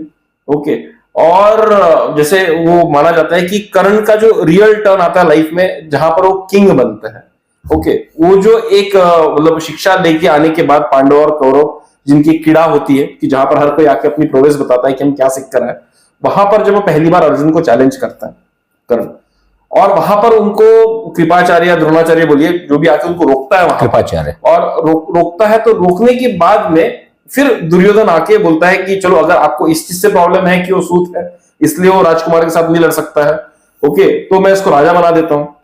अगर ऐसा देखा जाए कि उसको अगर लड़ने दिया जाता तो शायद दुर्योधन उसके साथ में नहीं आता। तो जो हम जैसा सोचते हैं कि he was a good man in a group of bad people, और इसीलिए अब वो क्योंकि उनका ऋणी हो गया है, तो ऋणी होने की वजह से उनके साथ साथ उनके एक्शंस में शामिल होते जा रहा है। अगर वैसा नहीं होता तो शायद इतनी सारी चीजें जो बाद में हुई वो शायद नहीं होती। तो सर यहां पर तो सिस्टम को दोष दिया जाना चाहिए कि जिन लोगों ने एक्चुअली उनको रोका कि भाई नहीं आप सूत हो, आप नहीं लड़ सकते, अगर उसको पराक्रम दिखाने का मौका दिया जाता तो शायद वो बड़ा प्रॉब्लम ही नहीं आता, और शायद उसकी दोस्ती उस तरह की नहीं होती दुर्योधन के साथ में, और फिर आगे के इवेंट स्ट्रीमलाइन हो जाते।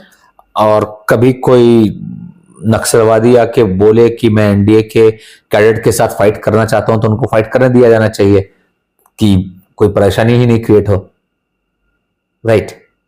नहीं, पर वो भी तो सर वो हस्तिनापुर किंगडम का एक नागरिक है, वो ऐसे आदमी का लड़का है जो राजा के साथ रहता है, तो वो नक्सलवादी थोड़ी हुआ सर, उसको उस तरह से कंपेयर कर सकते हैं। इसको ऐसे समझते हैं थोड़ा सीक्वेंस में, क्योंकि पहले मैं ये बतला दूं कि सीक्वेंस में कुछ और चीज आपके क्वेश्चन के फेवर में जोड़ दूं, जो कि आज की प्रचलित मान्यता है कि कर्ण वहां अचानक से आता है और द्रोणाचार्य का वो बात उसको चुभता है जब वो बोलते हैं कि अर्जुन दुनिया का सर्वश्रेष्ठ योद्धा है। ओके, और इस बात के आवेश में वो आता है कि आपको अपने बात को साबित करना होगा, मैं इससे युद्ध करूंगा।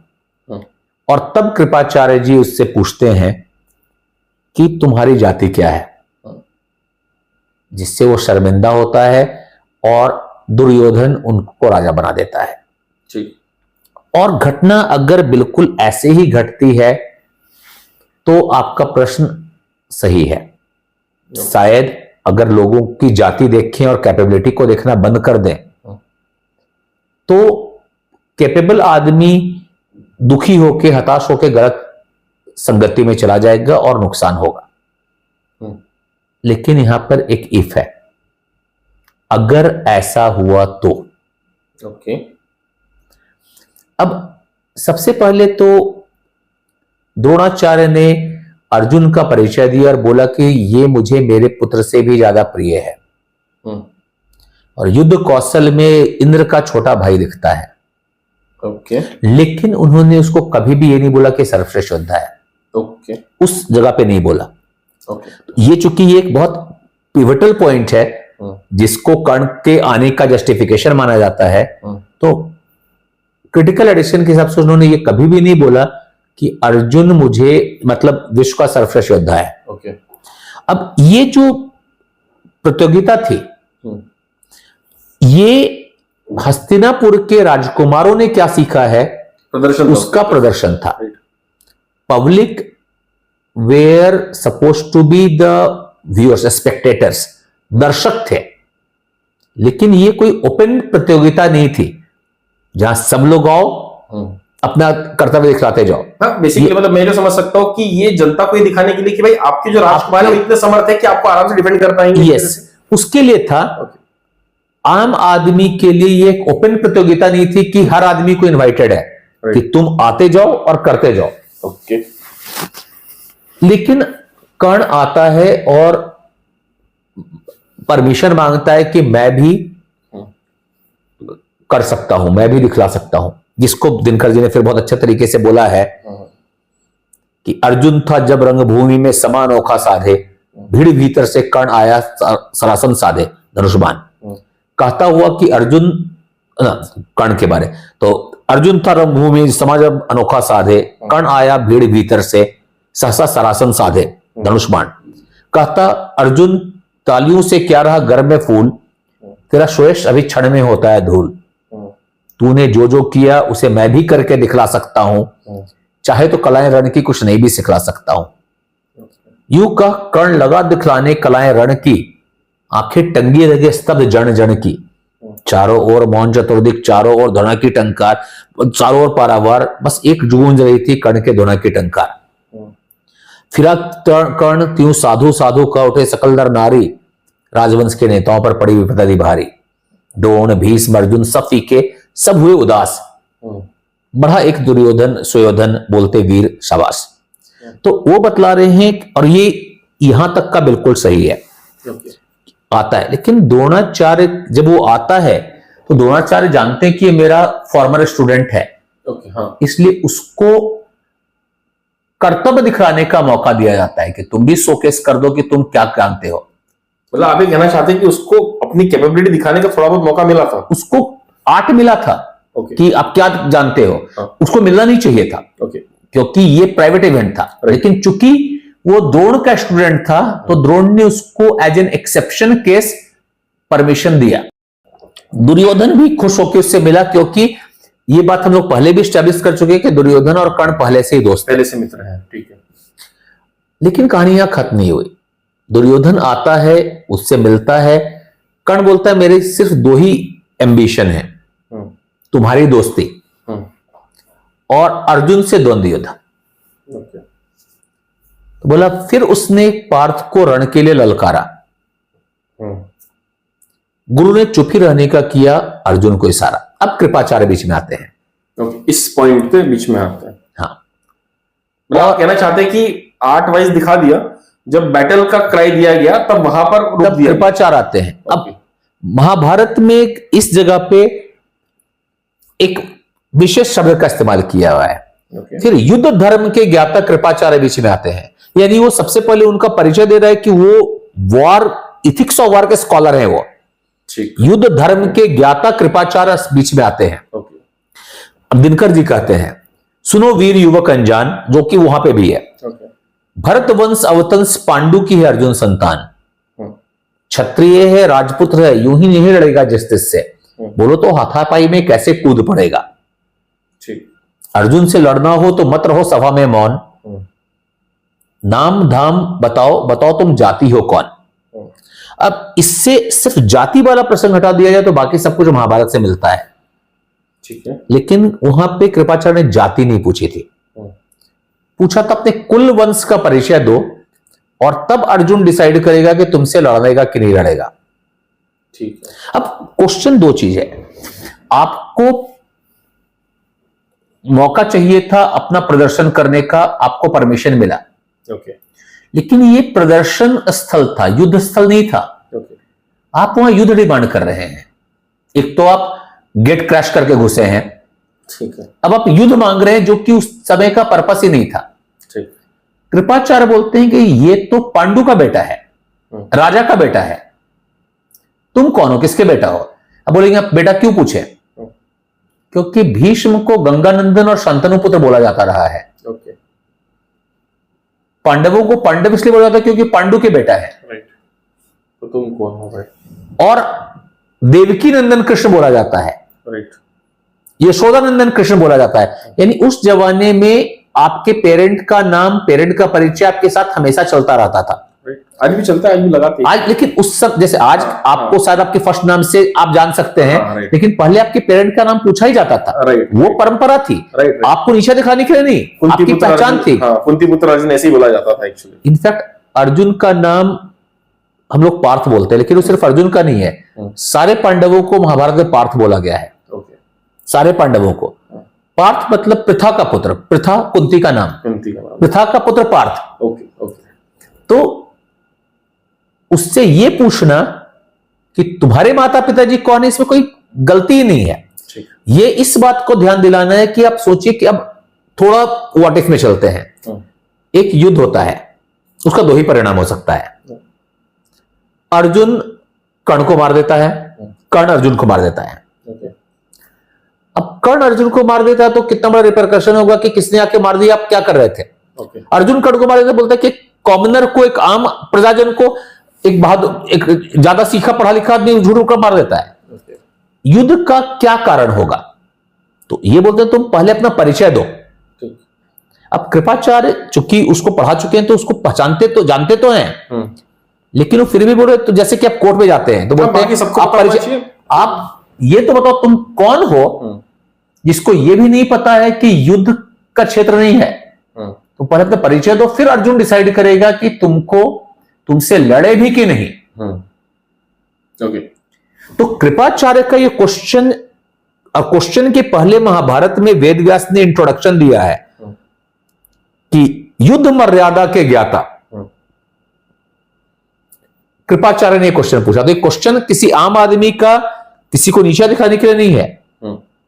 ये पूछने के लिए कि मुझको तो वार एथिक्स पता है, मैं वार स्कॉलर हूं, तुमको पता है क्या कि तुम क्यों इसको युद्ध बना रहे हो? तुम पहले तो परिचय दो पहले। तो ये क्वेश्चन उसकी जाति पर नहीं था, ये क्वेश्चन इस पॉइंट पर था कि तुम एक प्रोटोकॉल को वायलेट कर रहे हो। ठीक। ओके। ठीक है। और जहां तक सवाल है कि एक अच्छा आदमी बुरे कंपनी में,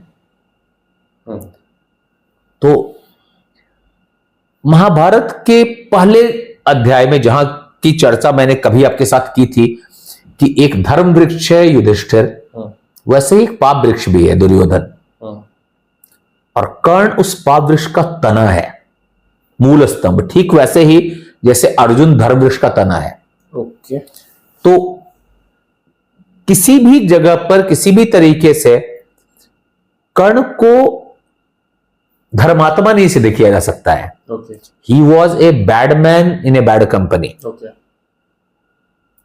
और महाभारत का कोई भी प्रसंग, जिसको कृष्ण खुद 17वें दिन में बोलते हैं कि पांडवों के खिलाफ जितने भी षड्यंत्र हुए हैं, भीम को जहर देने से लेके लाक्षागृह से लेके हर षड्यंत्र में कर्ण बराबर का भागीदार रहा था।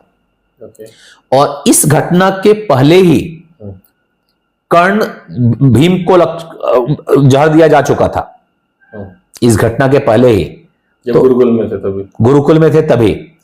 तो ये नहीं बोला जा सकता है कि आज के दिन में, उस दिन में अगर कृपाचार्य ने उसको नहीं रोका होता तो वो एक अच्छी कंपनी में चला जाता और परिणाम कुछ और होता, क्योंकि वो उसके पहले से ही दुर्योधन की कंपनी में था। अब सिर्फ इस बात पर विवाद किया जा सकता है कि दुर्योधन बैड कंपनी में था या कर्ण बैड कंपनी में था। तो आप कह रहे हैं कि दुर्योधन कर्ण की बैड कंपनी में था, ऐसा बोलना चाहते सर आप एक तरह से? इस बात पर मैंने कहा विवाद किया जा सकता है। ओके।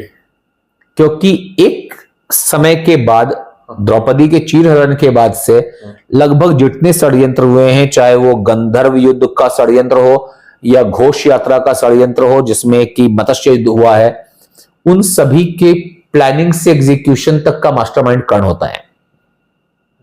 या इसको अगर दूसरे तरह से बोला जाए तो, क्योंकि ये जो भी होता है गंधर्व युद्ध के वक्त की बात है, या जब वो वहां पहुंचता है, या घोष पे आपने बताया, तो वहां पर उसको दुर्योधन को किसी और योद्धा का सपोर्ट तो है नहीं, उसके साथ एक ही योद्धा है जिसके रिलायबल पावर पे वो जा रहा है, मतलब वो सोच रहा है कि ये अगर कुछ कर सकता है तो कर सकता है, और वहां कर्ण उसके साथ जा रहा है, इसलिए आप सपोर्ट बोल रहे हैं सर? नहीं, मैं मास्टरमाइंड बोल रहा हूं, मैं सपोर्ट नहीं बोल रहा आप हूं। बोल रहे कि उन्हीं का प्लान था, कर्ण का ही प्लान था? वो मास्टरमाइंड था। ओके दुशासन को चीरहरण करने के लिए कर्ण बोलता है। ओके। जब विकर्ण धर्म पर चर्चा करता है कि द्रौपदी को कैसे दासी हुई, तो उसको काटता कर्ण है। ओके। कर्ण बोलता है कि पत्नी प्रॉपर्टी है और युधिष्ठिर हार गए तो द्रौपदी हारी हुई मानी जाएगी। कर्ण बोलता है कि द्रौपदी को एक वस्त्र में क्या नग्न भी लाया जाता तो उसमें कोई हर्ज नहीं था, और वो दुशासन को बोलता है कि पांडवों के और द्रौपदी के सभी के वस्त्र उतार लो। वो उसके बाद भी बोलता है कि तुम्हारे पति किसी काम के नहीं रहे, तुम जो हो दुर्योधन के पास आ जाओ, दुर्योधन की दासी बन जाओ। द्यूत क्रीड़ा के बाद जब वो लोग वनवास में है तो दुर्योधन कर्ण दुर्योधन को बोलता है, कर्ण दुर्योधन को बोलता है कि कितना मजा आएगा ये देखने में कि पांडव लोग जो है कष्ट भोग रहे हैं। कितना मजा आएगा द्रौपदी को पेड़ के छाल में लिपटा हुआ देखने में, और उसमें जो शत्रु के कष्ट में जो सुख होता है वो यज्ञ करने में या पुत्र प्राप्त करने में भी नहीं होता है। तो चलो उन लोगों के कष्ट को एंजॉय करते हैं।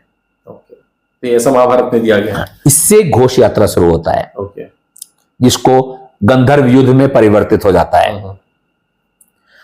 और जो मत्स्य युद्ध होता है, जिसको विराट युद्ध भी बोलते हैं, क्योंकि मत्स्य के राजा विराट थे।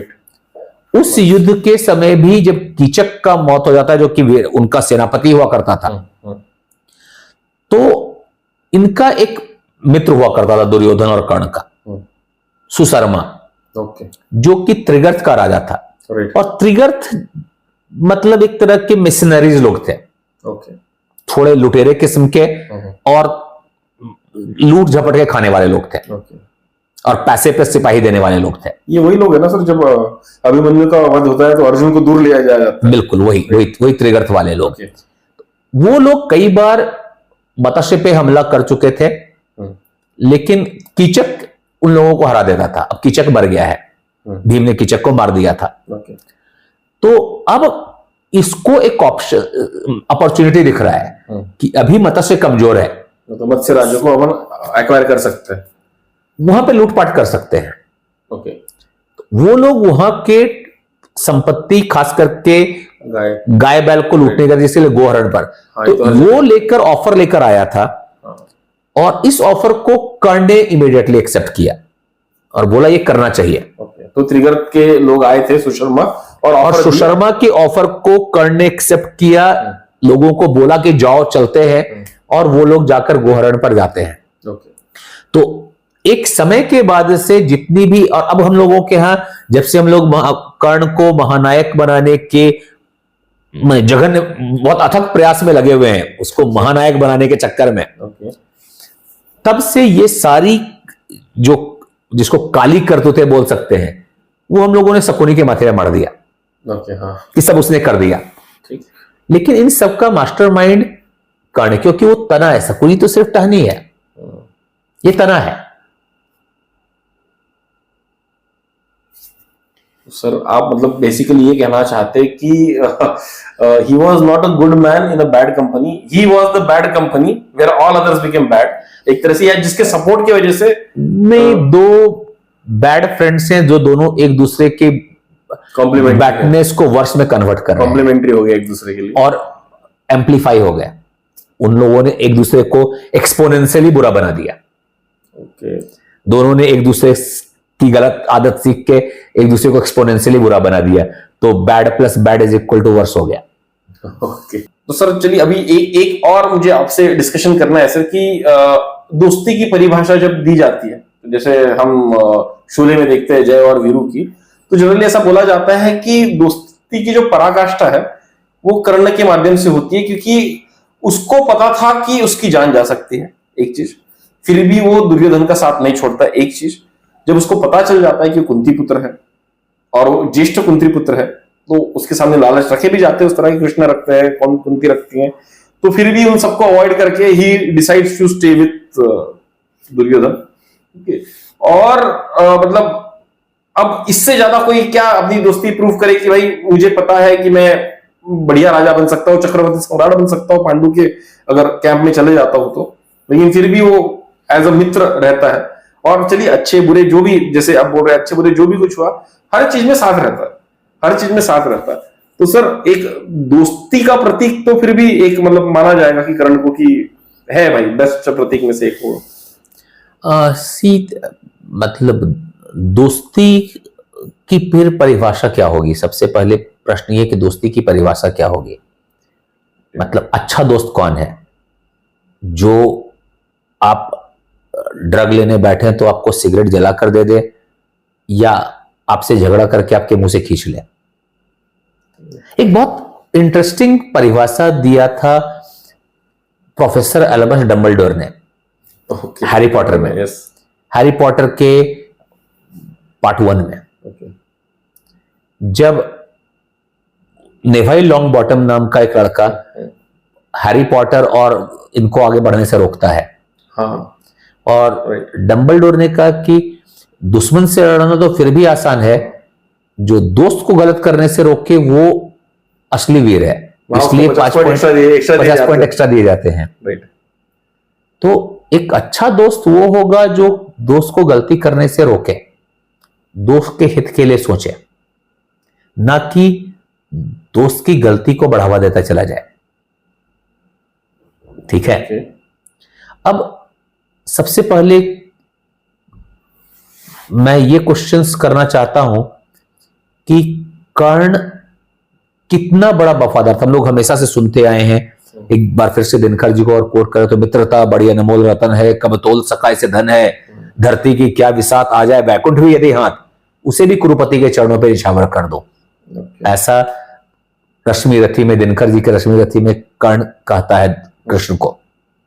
जब कृष्ण बोलते हैं कि सिंहासन सुख मान ले, बस एक भीख मुझको दे, दुर्योधन का साथ तज सके, रण को रोक सके, युद्ध को रोकने के लिए दुर्योधन का साथ छोड़ दो। तो कर्ण वहां पे बोलता है कि मैं तो दुर्योधन का साथ नहीं छोड़ूंगा। अब देखिए दुर्योधन के पास कितना अच्छा कर्ण के पास ऑप्शन था। कृष्ण उसको राज ऑफर कर रहे हैं, वो राज ले सकता था और राजा के दुर्योधन को गिरफ्तार कर दे सकता था। ठीक है, हाँ, तो वैसे ही हो जाता, खेल खत्म ही हो जाता, दुर्योधन को राज मिल जाता, भला उसका हो जाता, पांडवों का सारा क्लेम खत्म हो जाता। लेकिन वो नहीं करता है।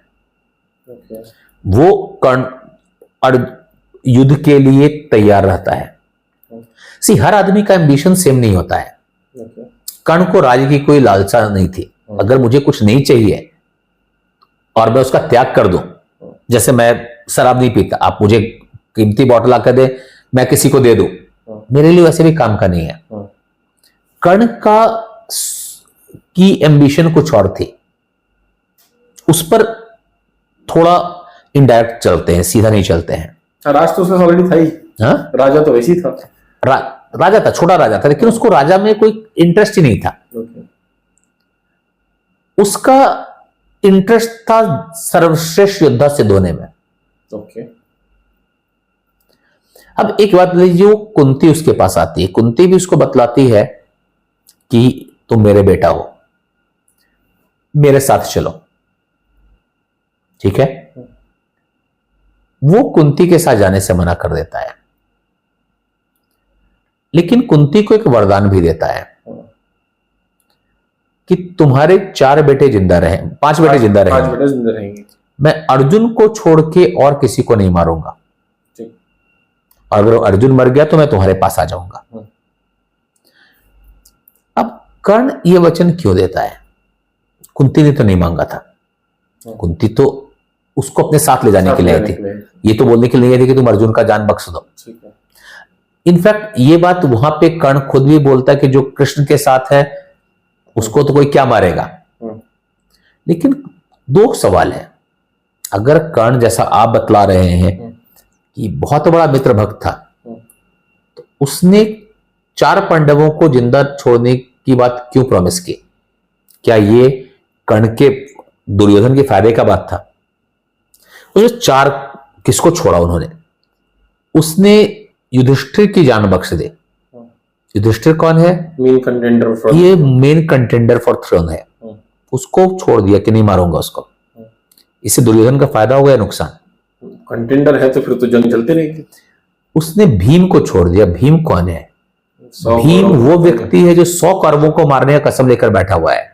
अगर कर्ण भीम को मार देता है तो युधिष्ठिर के ऊपर से मौत का साया खत्म हो जाता है, लेकिन वो भीम को भी छोड़ देता है।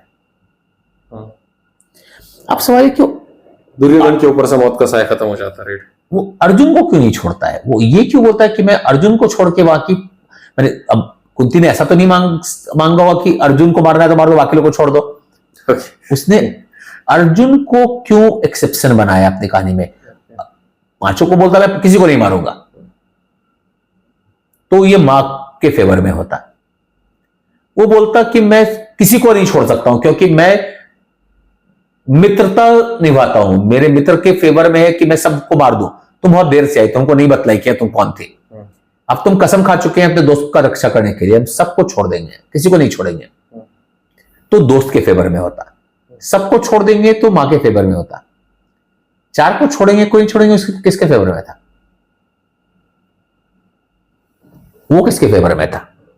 दुर्योधन के फेवर में तो नहीं था, कुंती के फेवर में भी नहीं था, तो किसके फेवर में था? क्योंकि अगर आप अर्जुन से नहीं लड़ेंगे तो तब तक वो सर्वश्रेष्ठ सिद्ध कर ही नहीं पाएंगे। अगर आप कृष्ण का बात मान लेते हैं या कुंती का बात मान लेते हैं तो आप और अर्जुन एक ही खेमे में चले जाएंगे। फिर आप कभी भी जिंदगी में साबित नहीं कर पाएंगे कि आप अर्जुन से श्रेष्ठ हैं। और जहां तक कि मरने का सवाल है तो कौरव के 11 छौहिणी से ना मर गई तो क्या सभी को बहुत बड़ा मित्र बोल दो? युद्ध में जो भी जाता है सब मरता है, मरने के लिए जाता है। तो क्या जितने योद्धा मारे गए सब कर्ण के बराबर दुर्योधन के मित्र थे? गंधर्व युद्ध होता है जहां जब गंधर्व आक्रमण करते हैं तो कर्ण दुर्योधन और उसकी पूरे फैमिली को छोड़ के वहां से भाग जाता है अपना जान बचाने के लिए। यह मित्रता था। लेकिन सबसे महत्वपूर्ण, क्या कहीं पर भी कभी भी कर्ण ने दुर्योधन को बतलाया कि मैंने कुंती को वचन दिया है कि मैं तुम्हारे किसी भी बेटे को नहीं मारूंगा, 4 बेटे को छोड़ दूंगा? ये इंफॉर्मेशन तो हाइड करके रहती है। आज के मिलिट्री टर्म में बोले तो दिस इज ट्रीजन। आप एनिमी के साथ आपने एक डील कर लिया है। अब नहीं बतलाने से क्या अंतर हुआ? कर्ण को बचाने के लिए, कर्ण के लाइफ को बचाने के लिए दुर्योधन ने अपने 35 भाई का बलिदान दिया। 35 कौरव्स डायड टू प्रोटेक्ट कर्ण। 35 कौरव मारे गए कर्ण की जिंदगी को बचाने के लिए। उस कर्ण की जिसने पहले से डील कर ली है कि मैं तुम्हें ये नहीं करूंगा, तो मैं बोलूंगा ठीक है, कर्ण ने किस कारण प्रॉमिस किया उसका प्रॉब्लम है, लेकिन इस प्रॉमिस को आप मित्रता तो नहीं बोल सकते हैं। कर्ण को मित्र बोलना था, बहुत आसान था। कृष्ण का बात मान लेता, राज ले लेता, दुर्योधन को दे देता। लेकिन बात मानने में क्या तकलीफ थी? उससे दुर्योधन को नुकसान नहीं हो रहा, दुर्योधन को फायदा हो रहा था। कम से कम दुर्योधन की जिंदगी बच जाती। जब कर्ण अगर बड़ा भाई बन के जाता तो भीम को दुर्योधन को मारने से रोक सकता था, लेकिन उसमें एक ही प्रॉब्लम था, युद्ध रुक जाता तो अर्जुन कर्ण एक साथ हो जाते और फिर से कर्ण ये नहीं बतला सकता था कि वो सर्वश्रेष्ठ है, क्योंकि अर्जुन से लड़ने का कोई मौका ही नहीं कभी होता उसके पास। तो सर मतलब जहां तक मैं आपकी बात समझ पा रहा हूं, मतलब अगर एक मोटा मोटा तौर पे पूरे एपिसोड को अगर हम एक करें तो क्या आप ये कहना चाहते हैं कि जब जब शांति का मौका आया तो कर्ण ने शांति होने नहीं दी, सिर्फ इसलिए ताकि वो एक मौका क्रिएट हो सके जहां पर अर्जुन को डिफीट किया जा सके? यस, सी, कर्ण महाभारत में अर्जुन का सबसे बड़ा भक्त है। ओके, हर जगह अर्जुन अर्जुन ही करते रहता है। मतलब उसकी जिंदगी में दूसरा कुछ नहीं है। उसकी पूरी जिंदगी पहले दिन से अंतिम दिन तक उसके सारे शाप का कारण, उसके जिंदा होने का, एग्जिस्टेंस का पर्पस और मरने का कारण, एक शब्द हम यूज करते हैं हिंदी में, वैरी भक्त। मैं दुश्मन हूं लेकिन भक्त हूं, मतलब मैं गाली भी दे रहा हूं तो दिन भर आपको ही याद कर रहा हूं। हाँ। उसके बियॉन्ड कुछ नहीं। कर्ण को द्रोणाचार्य इसलिए निकालते हैं क्योंकि उसको अर्जुन से लड़ने के लिए अस्त्र चाहिए था। वो परशुराम को झूठ बोलता है क्योंकि उसको अर्जुन के बराबरी के लिए अस्त्र चाहिए था। ब्राह्मण उसको श्राप देते हैं क्योंकि उस समय अर्जुन से लड़ने का वो प्लानिंग कर रहा था। वो इंद्र से शक्ति भी ले लेता, जब इंद्र से शक्ति लेता है, कवच कुंडल तक अपना दे देता है क्योंकि उसको अर्जुन से लड़ना था। गंधर्व युद्ध में जाता है क्योंकि उसको अर्जुन को कष्ट में देखना था। तो उसकी पूरी जिंदगी, मतलब मुझे नहीं दिखता कि महाभारत में कोई भी अर्जुन से इतना ज्यादा प्रभावित था जितना कि कर्ण था। उसकी पूरी जिंदगी ही अर्जुन के आसपास भी थी, अर्जुन से खुद को श्रेष्ठ करने में। इनफैक्ट अगर आप बोले तो अर्जुन फोकस में इसलिए रहा क्योंकि कर्ण ही उसको फोकस बार बार बना के रखा नहीं, अर्जुन बहुत ही अलग है और उस पर अभी कोई भी डिस्कशन करके शायद हम लोग डाइग्रेस कर जाएंगे, अलग हट जाएंगे, तो इसलिए नहीं करेंगे। तो लेकिन नहीं, कर्ण के लिए अर्जुन पिवटल है। मतलब अगर मैं एक लाइन में कंक्लूड करूं, कर्ण के लिए अर्जुन पिवटल है क्योंकि कर्ण को अर्जुन से कंपैरिजन है। लेकिन महाभारत में कहीं भी अर्जुन खुद को कर्ण से कंपेयर करने के लिए नहीं खड़ा हुआ है। उसको कभी भी इसकी जरूरत नहीं रही है। सही सर, मतलब अपने एक लॉजिक तो आपने यहाँ पर ठीक दिया, बट सर बात फिर भी वही रह जाती है कि एक तो मतलब हम इस एंगल से चीजों को देख रहे हैं कि एविडेंस तो आपने बहुत सारी चीजों के दिए सर, की जैसे आपने बोला कि मतलब जो मैं समझ पाया ओवरऑल डिस्कशन से कि शांति के शायद बहुत सारे मौके आए थे, लेकिन कर्ण के उकसाने की वजह से या कर्ण की शक्ति पे विश्वास करने की वजह से शायद दुर्योधन ने वो डिसीजन नहीं लिया। उनको लगा कि यार युद्ध होगा तो हम तो निपटा ही देंगे पांडवों को, तो शायद वो भी एक बेस रहा कि जिसके बेसिस पर वो आगे गया और फाइनली युद्ध हुआ और कौरवों का पूरी तरह से नाश हुआ एक वहां पर। और जैसे कि हमने डिस्कस किया कि ट्रेजिक कुछ घटनाएं हो सकती है, ट्रेजिक कुछ अगर शायद वैसी नहीं होती तो भी शायद बहुत अलग से नहीं हो पाता। ओके, बट सर फिर भी एक सवाल तो ये रह जाता है कि अगर आप बहुत सारा लिटरेचर देखें हमारा, ओके, वो लिटरेचर कर्ण को बहुत पॉजिटिव लाइक, जैसे आपने बार बार दिनकर जी का नाम दिया, तो ऐसा मतलब बहुत सारे राष्ट्रकवि हैं और ये आदरणीय है, और उन्होंने भी तो कुछ सोच समझ के सर वहां पर एक फोकस लगा होगा, मतलब वही एक चीज आ जाती है। तो वहां पर मतलब कुछ अच्छी चीजें तो कर्ण में थी और कुछ जो ऐसे कैरेक्टरिस्टिक्स थे जिसको हम एक्चुअली एबल ही मान सकते हैं। नहीं, ये क्वेश्चन बहुत इंपॉर्टेंट है और इसमें दो चीज मैं बोलूंगा। मतलब सबसे पहले दिनकर जी के विरुद्ध कुछ बोलना मेरी हिमाकत होगी, आई कैनॉट डेयर। वो राष्ट्रकवि हैं, बड़े विद्वान हैं, और दिनकर जी के खिलाफ कुछ बोलना अपने गुरु के खिलाफ कुछ बोलने जैसी बात है। लेकिन अर्जुन को भी द्रोणाचार्य के खिलाफ बोलना पड़ा था, करना पड़ा था। तो कृष्ण के गीता को साक्षी मानकर मैं दो बात बोलना चाहूंगा। एक ये कि दिनकर जी ने जब रश्मि रथी लिखा तब तक भंडारकर या बोरी का क्रिटिकल एडिशन रिलीज नहीं हुआ था। उसके पहले लिखी हुई किताब है। तो जो मूलभूत जो उनके पास जो जानकारियां थी उनको मूलभूत बना के उन्होंने बहुत सारी बातें लिखी। लेकिन उससे भी महत्वपूर्ण दिनकर जी आज के समाज को कुछ सिखलाने के लिए लिख रहे थे। और उनके समय का 1900 एडी के बाद का जो समय है, उस समय भारत में जाति प्रथा बहुत गहराई में जम गई थी और उसके खिलाफ एक नैरेटिव तैयार करने की जरूरत थी कि जाति कैसे नुकसानदायक होती है। तो उसके लिए उन लोगों ने कर्ण को एक ऑफिशियल मैस्कॉट की तरह, एक सैंपल की तरह चूज किया कि देखो भाई, अच्छा आदमी था, उसको सिर्फ जाति के चलते दबा दिया गया।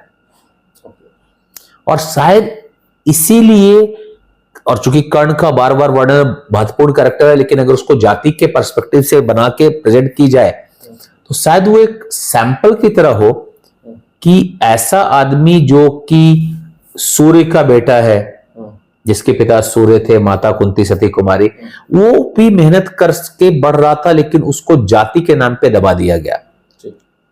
तो शायद महाभारत के 5000 साल पुरानी कहानी से वो आज के समाज के लिए कुछ मैसेज तैयार कर रहे थे, लेकिन शायद वो पूरी डेटा अवेलेबल नहीं थी, जो कि आज हम लोग जिससे लकी हैं, जिसमें आपको 1200 अलग अलग ग्रंथ को मिलाकर उसके जिस्ट के साथ आपको एविडेंस मिल रहा है। तो आप उसके साथ नहीं था, उनके साथ वो अपॉर्चुनिटी। तो इसलिए मैं ये मान सकता हूं कि ऐसी लिखी गई। लेकिन जब उन्होंने लिखा होगा, जब देखा होगा कि अरे यार अब तो ये कहानी और ये जिसको हम महान बना रहे हैं उसमें बहुत सारी कमियां हैं, तो धीरे धीरे उन कमियों को छुपाने के लिए उस मनगढ़ंत चीज को भी लिखा गया जो कि उस किताब में भी नहीं थी, जिसको दिनकर जी ने पढ़ा होगा। जैसे कि नीलकंठ। बेसिकली कवि थे तो थोड़ा सा इमेजिनेशन फिक्शन तो इमेजिनेशन, लेकिन उस इमेजिनेशन से हम महाभारत के प्रमाणिक सच्चाई से हटते गए। और जैसे मैंने कहा, दिनकर जी मेरे लिए आदरणीय हैं, लेकिन दिनकर जी महाभारत के मूल रचयिता नहीं है, वो वेद व्यास हैं। तो अगर मुझे महाभारत के संदर्भ में दिनकर और वेद व्यास में किसी एक को चुनना होगा तो मैं वेद व्यास को चुनूंगा। हाँ, भारत की आजादी के बारे में अगर चर्चा करनी होगी तो मैं वेद व्यास नहीं, दिनकर जी के बारे में चुनूंगा, क्योंकि वो भारत की आजादी के समय के एक अग्रगण्य कवि हैं। तो मैं उनके लिए, देशभक्ति के लिए दिनकर जी की बात करूंगा, लेकिन महाभारत के लिए तो वेद व्यास जी और दिनकर जी में अगर किसी एक को चुनना होगा तो वेद व्यास को ही चुना जा सकता है। चलिए सर, आपकी ये बात भी मान लेते हैं, मतलब ये तथ्य भी आपका सही है, क्योंकि एक कवि एक फिलोसोफर भी होता है, और फिलोसोफर अपने टाइम्स के सिचुएशन से बहुत ज्यादा इन्फ्लुएंस भी होता है, या समाज को बदलने की जो कोशिश चल रही होती है उसमें एक एग्जांपल सेट करने के लिए भी बहुत सारी। तो दिनकर हो या शिवाजी सावंत हो, उन्होंने थोड़ी, जिसको बोलते हैं क्रिएटिव लिबर्टी लेना, सृजनात्मक स्वतंत्रता लिया, कहानियों में कुछ मूलभूत परिवर्तन किया, एक समाज को कुछ मैसेज देने के लिए। लेकिन शायद उस मैसेज देने के लिए उन्होंने गलत पात्र का चुनाव किया। एक गलत पात्र का चुनाव किया, एक सही पात्र का चुनाव करते तो शायद वो ज्यादा सही मैसेज दे पाते। कृष्ण टाइप का अगर आप बोले कि उनका अगर ले पाते तो, कृष्ण है, विदुर है, हाँ विदुर भी एक, हाँ वो भी वेद व्यास हैं। एक्चुअली मतलब बहुत बार मैं सोचता हूँ कि जब जातिवाद की बात आती है तो विदुर भी एक दासी पुत्र थे, फिर भी प्रधानमंत्री रहे। तो वेद व्यास हैं, वेद व्यास हैं, हाँ। तो ये लोग काफी ऐसे लोग हैं जिनको आप बोल सकते हैं, परशुराम हैं, विश्वामित्र हैं, एक पर एक उदाहरण है जिनको ये बतलाया जा सकता है कि हमारा समाज कितना आराम से आपको टैलेंट को बढ़ने का मौका दे सकता है, देता था, और हम दोबारा देंगे तो समाज में लोग बढ़ेंगे। कर्ण जैसे लोगों को लाके सिर्फ हम समाज में मेरे हिसाब से कटुता और फैला सकते हैं कि देखो पिछले 5000 साल से हम लोग नीची जाति को दबाने की कोशिश कर रहे हैं। अगर इस कहानी के जगह मैं ये बतलाता कि समाज में अगर कर्ण माने परशुराम, अगर समाज मौका देगा तो विदुर प्रधानमंत्री बन सकता है। तो बेसिकली आप ये कह रहे हैं कि फेलियर का एग्जांपल ना लेते, जो सक्सेस के एग्जांपल अगर हम लेते तो ज्यादा बेहतरीन, ज्यादा बेहतर होता।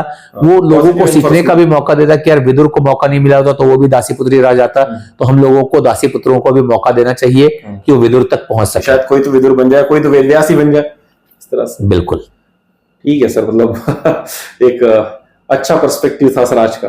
ओके, क्योंकि सर अपनी अपनी भावनाएं हो सकती है करने से रिलेटेड, लेकिन आपने बहुत एविडेंस बेस्ड एक एनालिसिस हमारे सामने रखा, और डेफिनेटली ये चीज हमारे व्यूअर्स के जिंदगी में वैल्यू एडिशन होगा। और ये आपको कितना पटता है और नहीं पटता है हम व्यूअर्स पे छोड़ देंगे, क्योंकि कुछ चीजें शायद मुझे भी नहीं पटी होंगी, या कुछ चीजें मुझे पटी होंगी, आप कहीं मतलब उस एक्सप्रेशन में आप सक्सेसफुल हो गए होंगे, कहीं शायद मैं नहीं एब्जॉर्व कर पाया, हो सकता है मैं कल जाके उस चीज को एब्जॉर्व करूं और ज्यादा बेहतर उस चीज को और समझ सकूं। तो हम इस डिस्कशन को सर, इस मतलब बहुत फ्रूटफुल डिस्कशन रहा अगर मेरे हिसाब से बोले आप, बहुत नए नए पर्सपेक्टिव आए।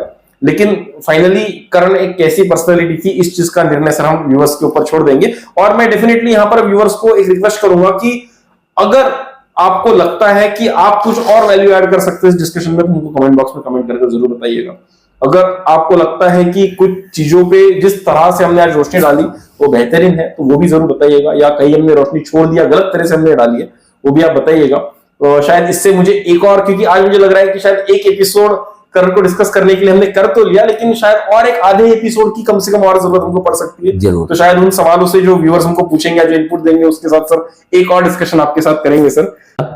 मैंने आपको इस चर्चा के शुरुआत में बतलाई कि मैं अंत में ये बतलाना चाहूंगा कि कर्ण से सीखने के लिए बहुत कुछ है, लेकिन क्या सीखने के लिए है, क्या एग्जैक्ट शिक्षा कर्ण से लेनी चाहिए। और मैं बोलूंगा कि उसमें Karna is a handbook of what not to do, what to avoid, what not to become. क्या नहीं होना चाहिए, कैसा शिष्य नहीं होना चाहिए, कैसा स्टूडेंट नहीं होना चाहिए, कैसा दोस्त नहीं होना चाहिए, कैसा बेटा नहीं होना चाहिए। तो वो एक हैंडबुक है बिल्कुल। अब कर्ण से जब हम सीखते हैं तो एक ऐसा डिस्ट्रक्टिव सिस्टम डेवलप होता है जो कि अगेन आपके वैल्यू ऐड के लिए इंपॉर्टेंट है कि हम समझें कि वो किस वैल्यू को ऐड नहीं भी करना है। द्रौपदी स्वयंवर होता है, उसमें सारे राजा हार जाते हैं, कोई भी जीत नहीं पाता है, और जब अर्जुन द्रौपदी को जीत लेता है तो सभी राजा और कर्ण मिलकर ये डिसाइड करते हैं कि अगर द्रौपदी हमारे से शादी नहीं करती है तो उसको हम लोग जिस यज्ञ की अग्नि से पैदा उसी में फेंक के वापस घर चलते हैं। मतलब सही नहीं है समाज। और आज का समाज में जब आप एसिड अटैकर को देखते हैं, एसिड थ्रोअर को देखते हैं, तो उनका भी भावना यही है कि मेरे साथ नहीं होती है तो एसिड से जला दो, खत्म कर दो उसको, कि मेरी नहीं तो किसी की भी नहीं। तो हम लोग ये भावना भी यहां से सीख रहे हैं, लेकिन यहां पर हम लोगों ने, जिन लोगों ने उसको आग में फेंकने की कोशिश की, उसको वेद व्यास ने एविल बनाया। हमने उसको दानवीर महावीर बना दिया। तो जब एविल को महावीर बनाएंगे तो सोसाइटी एविल वर्शिपिंग के तरफ बढ़ जाएगी। गलत एग्जांपल फॉलो करेगी आपने, जैसे कि डर और बाजीगर मूवी जैसे मूवी से जब आप विलन्स के अराउंड मूवी बनाने लगे तो लोग उनको फॉलो करना शुरू कर देते हैं, डी कंपनी हो जाएगा एक तरह से। यस। तो शायद ये जो भी कर्ण जैसे लोगों को आदर्श मानते हैं उन लोगों के लिए भी ये मैसेज होना चाहिए, और जो अभी तक अपने दिमाग को खुला रखते हैं उनके लिए मैसेज होना चाहिए कि आपको क्या सीखना है। आप सिर्फ राम से ही नहीं, रावण से भी सीख सकते हैं, लेकिन रावण से ये मत सीखिए कि वो कितना वीर था या कितना विद्वान था, ये सीखिए कि क्या गलतियां नहीं करनी है, किस गलती से सब कुछ तबाह हो सकता है। तो मेरी तरफ से इतना ही। It was a very nice input. In fact जो आपका लास्ट का समराइजेशन था सर कि व्हाट टू लर्न फ्रॉम कर्ण, शायद इससे एक डिफरेंट आयाम हमारे जिंदगी में जरूर ऐड होता है सर। और डेफिनेटली कुछ कुछ चीजें हमको नहीं भी सीखनी चाहिए लाइफ में। जितना, जैसे आपने कहा कि एडिशन जितना इंपॉर्टेंट है उतना ही वैल्यू, कुछ कुछ वैल्यूज डिलीट हो जाए तो शायद समाज के लिए बेटर होता है। तो definitely sir thank you so much for giving us such insightful perspective बोलूंगा मैं। And sir, it is always pleasure to have you on Value Addition sir. And I personally think कि हमारे जो दर्शक हैं उनके जिंदगी में हमेशा वैल्यू ऐड हुआ है जब आप हमारे प्लेटफॉर्म पर आए सर। तो जब भी मौका मिलेगा सर तो मेरी जरूर कोशिश रहेगी कि आपसे जितना समय मैं ले सकूं, जितना नॉलेज आपसे ले सकूं, जरूर लूंगा सर, ताकि मेरी सोच भी रिफाइन हो सके और शायद मेरे दर्शकों की सोच भी रिफाइन हो सके। Sir thank you so much. जरूर, ये मेरा अभियान भी रहा है, जो मेरे किताबों की तरफ से या मेरे महाभारत एक खोज के पॉडकास्ट की तरफ से, कि जितना लोगों को अपनी पुरानी संस्कृति से जोड़ा जा सके उतना बेहतर है। जिस भी माध्यम, जिस भी प्लेटफॉर्म से, और आप मुझे इतना बड़ा प्लेटफॉर्म दे रहे हैं अपने दर्शकों के साथ, कि उनके साथ महाभारत की आज के लिए क्या महत्व वो बतला सके, तो उसके लिए thank you so much sir. और व्यूअर्स से मैं कहना चाहूंगा कि सर का एक पॉडकास्ट चलता है महाभारत एक खोज, अगर आप गूगल पे सर्च करेंगे तो आपको एप्पल पॉडकास्ट या स्पॉटिफाई पे आपको मिल जाएगा। आप कुछ एपिसोड सुनिए और आपको पता चल जाएगा कि पर्सपेक्टिव कैसे बदल सकता है। और एक नॉवल पर्सपेक्टिव अगर आप जानना चाहते हैं, कि अगर आप घिसा पिटा महाभारत नहीं सुनना चाहते, अलग तरह से सुनना चाहते हैं, कुछ ऐसी चीज जो शायद आपने कभी नहीं सुनी हो, तो डेफिनेटली मैं रिकमेंड करूंगा कि महाभारत एक खोज आप गूगल पे सर्च कीजिए, आपको पॉडकास्ट मिलेगा। Definitely have a look at it. और शायद मैं भी जो सर को जान पाया हूं, सर के विचारों को जान पाया हूं, शायद सर का पॉडकास्ट सुनने के बाद ही जान पाया हूं, और शायद इसीलिए आज मैं कुछ क्वेश्चन सर के सामने रख पाया, जिससे शायद हमारी जिंदगी में एक अच्छा वैल्यूएशन हो रहा है। तो चलिए दोस्तों, फिर मिलेंगे जल्दी एक नए डिस्कशन के साथ में। ओके, अगर आपको लगता है कि किसी और कैरेक्टर के ऊपर हमने और डिस्कशन करना चाहिए तो हमको कमेंट बॉक्स में जरूर बताइएगा। किसी इंसिडेंट्स पे आप चाहते हैं महाभारत या रामायण से जिसके ऊपर डिस्कशन करना चाहिए तो जरूर बताइएगा, क्योंकि बेस्ट से बेस्ट पॉसिबल डिस्कशन आपके लिए लाया जाएगा सर। तो चलिए दोस्तों, जल्दी मिलेंगे, तब तक के लिए सब्सक्राइब कीजिए हमारा चैनल वैल्यूएशन।